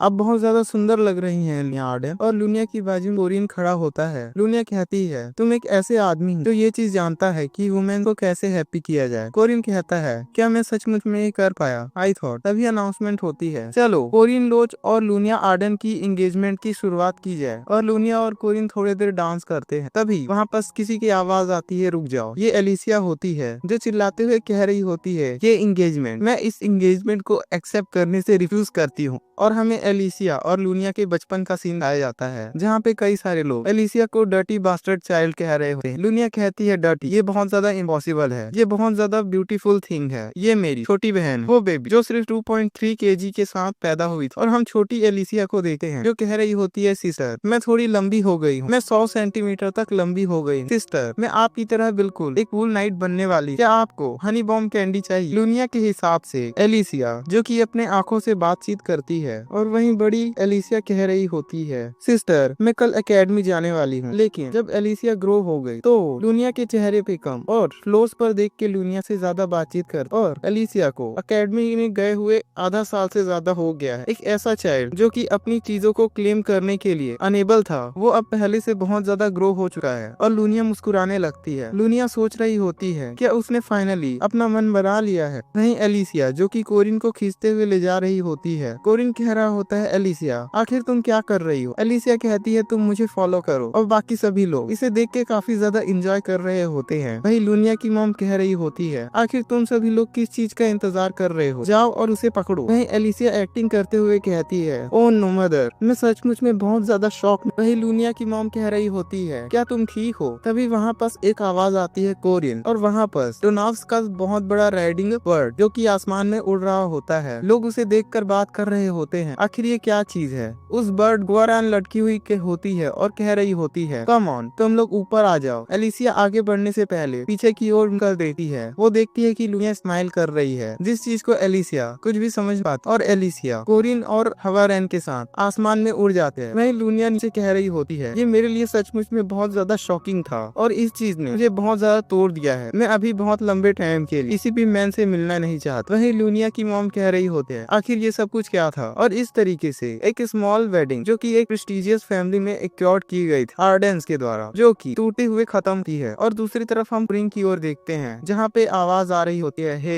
आखिर यहाँ पे क्या चल रहा है। लूनिया जिसने एक लेटर कोरिन के लिए छोड़ा हुआ है। कोरिन इसे देखता है और पढ़ता है जिसमें लिखा हुआ होता है मैं ऑफिशियली तुम्हें लेने के लिए आऊंगी मेरे फियांसे। वहीं एलिसिया जो कि उस लेटर को पीछे से देखते हुए कहती है सिस्टर को हर चीज के बारे में पता था। कोरिन कहता है मुझे भी ऐसा ही लगा है। और कोरिन सोच रहा होता है मैंने बहुत सारे ट्रस्ट वर्दी अलायंस को अब ग्रो कर लिया है। वही मैरिएटा कह रही होती है कोरिन आखिर हम लोगों को आगे कहाँ जाना चाहिए। कोरिन उस एनवलप को रखते हुए कहता है चलो अब हम इस तरीके से आगे बढ़ते हैं, हमारे पास अभी करने के लिए बहुत सारी चीजें बची हुई है। और इस तरीके से इस स्टोरी में एक ब्रेक आ जाता है और ईस्टर्न रीजन की स्टोरी यहाँ पे खत्म होती है। आगे हम एक क्लॉक टावर को देखते हैं। ये वो जगह है जहाँ पे एरुन दानवा कैद है। एरुन दानवा सोच रही होती है आखिर कितने ज्यादा रिपीटेशन अभी बचे हुए हैं। और इसके बाद फोर्थ नाइट आ जाती है। वहीं ग्रिम रीपर एरुन दानवा से कह रहा होता है आखिर तुम स्मैश स्माइल क्यों कर रही है? एरुन दानवा कहती है, क्या मुझे स्माइल करने के लिए किसी रीजन की जरूरत है? क्या मैं स्माइल नहीं कर सकती? ग्रिम रीपर कहता है, यहाँ पे किंग की जो आर्मी है वो लगातार स्ट्रॉन्ग होती जा रही है, जबकि तुम अपनी लिमिट्स को रीच करती जा रही हो। अगर तुम अपने प्रॉमिस को ठीक तरीके से कंप्लीट नहीं कर पाई और तुम इस जगह को अगर प्यूरिफाई नहीं कर पाई तो तुम्हारी बॉडी और तुम्हारी सोल शैटर हो जाएगी और उसके साथ उस लड़के की लाइफ भी खत्म हो जाएगी। क्या तुम नर्वस नहीं हो जबकि डेडलाइन जो है वो अप्रोच कर रही है? इनफैक्ट तुम काफी ज्यादा हैप्पी दिखाई दे रही हो। एरुन दानवा कहती है, हाँ। एरुन दानवा स्माइल करते हुए कहती है, इसका मतलब ये है कि कोरिन जल्द ही यहाँ पे वापस आने वाला है। और इसी के साथ I killed the academy player का पहला सीजन खत्म हो जाता है। तो गाइस, अगर आप लोगों को इसका एपिसोड अच्छा लगा है तो कमेंट बॉक्स पे नाइस वीडियो लिख दीजिएगा। और इसके अलावा आप ये भी कमेंट कर सकते हैं कि मुझे आगे कौन से मानवा को एक्सप्लेन करना चाहिए।